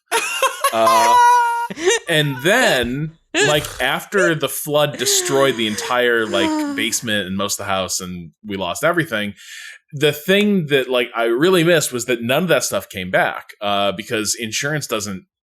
No. Like flood insurance is like we'll pay for like you getting a new house, but in the meantime everything you lost once a place is discovered like declared like a flood damage, all the shit like that insurance doesn't work. Your regular insurance doesn't kick in. And so like my parents had enough to rebuild their house, but like all the stuff was gone. Oh, that and sucks. so to an extent I'm like, you know what I need? You know how I'm going to get revenge on the weather? I'm going to build my own home entertainment center and continually upgrade it. But yeah, it starts with the little guys where like I was like, oh my God, like there's just a better way to watch TV and movies. God, that is extremely funny. The only other story I have is I think it's going up by timing this. I don't know. Manuel, I give him stories and then I have to check in with him and ask when are they going up because he is the schedule master. So if it's not up when you read this, it'll be up soon, early next week. But I spoke with Brian Hastings, who was a gameplay programmer at Insomniac, is now their chief creative officer, has been there for decades. And when they finished Spyro 3, Year of the Dragon, they were trying to figure out what their next project was. And Brian had a piece of graph paper that was on his desk because he's a programmer and would often use that to kind of like sketch and figure things out for stuff he was working on. And one of those graph papers had a handful of video game ideas. And one of them was an alien going to planets with different gadgets. And within 48 hours, that turned into Insomniac building a prototype in 2 weeks for a game that would later become Ratchet and Clank. And so it was a story that was born out of the question I had asked of, is there a franchise that has a mythology and character arcs that are as consistent and ongoing as long as Ratchet and Clank? The answer to that is apparently Kirby, from what I surmised. But it, you know, I think you can follow the arc of modern storytelling in video games alongside a game like Ratchet and Clank, where, you know, Brian came up with the concept. You know, two gameplay programmers wrote the script, were the voice acting directors. There were no writers. That didn't happen till the third game. They didn't develop a story Bible till they worked on the PS3 games. And then Insomniac 2 years ago put out a script book for Spider-Man, because at that point they have actual writers in a writer's room that work with the designers. And so the piece is kind of using Ratchet and Clank to talk about a studio that stumbled into storytelling because it was necessary, because you needed a narrative for your game. And someone, if you were there after 6 p.m., someone had to write the script so that they could work on the bits for the next day. And now you have, you know, like a formalized process. So it's a really interesting piece about how that studio has figured out that process through the lens of Ratchet and Clank. All right. And it looks like as of this recording, it is currently scheduled for Friday. Okay. All right. There you go. All right. Then that's when we'll see. Check on Friday and maybe it's up. If not, check probably not on Monday. It probably wouldn't go up till Tuesday. So either way. Well, it is critically important that exactly 10 articles ideally go up every day. Now you're just saying things on the podcast just so you could get a message from Emmanuel later. Look, I've got the bully pulpit. Oh my God! I think you're just a bully. Is what it is. See, man, I'm the bully, Patrick. Here. I would have honored that piece with a prime release date. Stop it! All right, Friday news drop. Anyone who watched The West Wing knows that nobody reads anything on Friday. Hey, the Pixel piece went up on Friday and blew up, and it was one of the bigger pieces I've had in a while. So, the conventional wisdom is shattered. Sometimes my pieces are that good that they can shatter through being tweeted at Friday at 2 p.m. So that's just because, people had passion about those pixels. So Yeah, fuck off, Jeff Daniels. Oh, we didn't even. Don't. We didn't We even gotta stream. talk We have to stream in 55 minutes. the Final Fantasy sprite, like, remake. No, I thing. know. We'll do it. Well, who knows how many games people will play between now and and then. Yes, the fonts are fucking awful. It doesn't look great. They're bad. Yeah. I might end up writing another story about that because they're that irritating. I think you should just turn it into your, like, you should go from, like, writing really good stories to writing increasingly petty beefs about, like, just various artistic See, I don't decisions. think that's petty. You spent all this time making these zone. pixels look gorgeous. Oh my god, welcome to the beef zone. Welcome to the beef zone. 100% USDA grade beef. We're here to talk about the UI of old video games remastered for 2021. Well, it makes it sound like we're doing the a Beef Zone's double live dip show will happen at into the Rosemont beef Horizon. zone. Yeah. Anyway, you can follow us on Twitter at Waypoint. Or don't. Or unfollow us. If wherever Check your heart us out leads on you. YouTube at Waypoint Vice. I'm on Twitter at Rob Zachney. I don't tweet very much anymore. Patrick, where do people find we don't you? let them. We caged Rob. We're like, Rob, I was like, your y'all tweets are take too my phone. hot. Take my phone. That fucking no opinion guy, Noah, whatever the hell his name is, writing that absurd Star Trek show thread where he's like, DS9 is the right wing Star Trek show. That's absurd. That's ridiculous. So that's why Rob can't be on DS9? Twitter anymore. DS9. Isn't it the gayest one? That's objectively true, though I don't think Okay. that precludes it being right wing. That's fair. Okay. But I do think it, like, saying it's a right wing show is pretty absurd, and really what that betrays is that you are someone who cannot get over the fact that Ronald D. Moore introduced the idea that the Federation might have a Black Ops budget to do things that the rest of the Federation, like, can't be caught doing. Yeah, we extended the people beef can't stone let into that go. the beef au jus zone. Just a little bit of juice at the end there. Yeah. Anyway, Patrick, where can people find you? You can follow me at Patrick Klepek, where I'm unrestrained. Let's go. I got pixel takes coming out the wazoo. You can't stop me, Rob. I'll take your phone. I'll tweet from both accounts. Just get write those beefs up. The beef. Does anyone have the beefs? Serve the beef. Well, there was that journo beefs, right? Like there was that account for a while. Do you remember that? I don't. But that's because I'm above such things. No, you're not. No, you just do it in the DMs. You just don't do it in public. But you roll over in the beef zone. You're very moist, Rob. You're really just getting all up in that shoe. Cado, where can people find you? Because I'm not sure Rob's going to recover from that one. At A_Cado_appears. Oh. Theme music is by Bowen. The track is Miss You off the EP Pale Machine. Learn more at waypoint.zone/BOEN. That'll do it for this week. We will be back next Friday with another episode of Waypoint Radio. Be sure to check us out on YouTube because there's going to be some spooky things happening there. Yeah, it sounds spooky, right, Patrick? That was good. It was. You nailed it. Spooky. Anyway, fuck capitalism. Go home.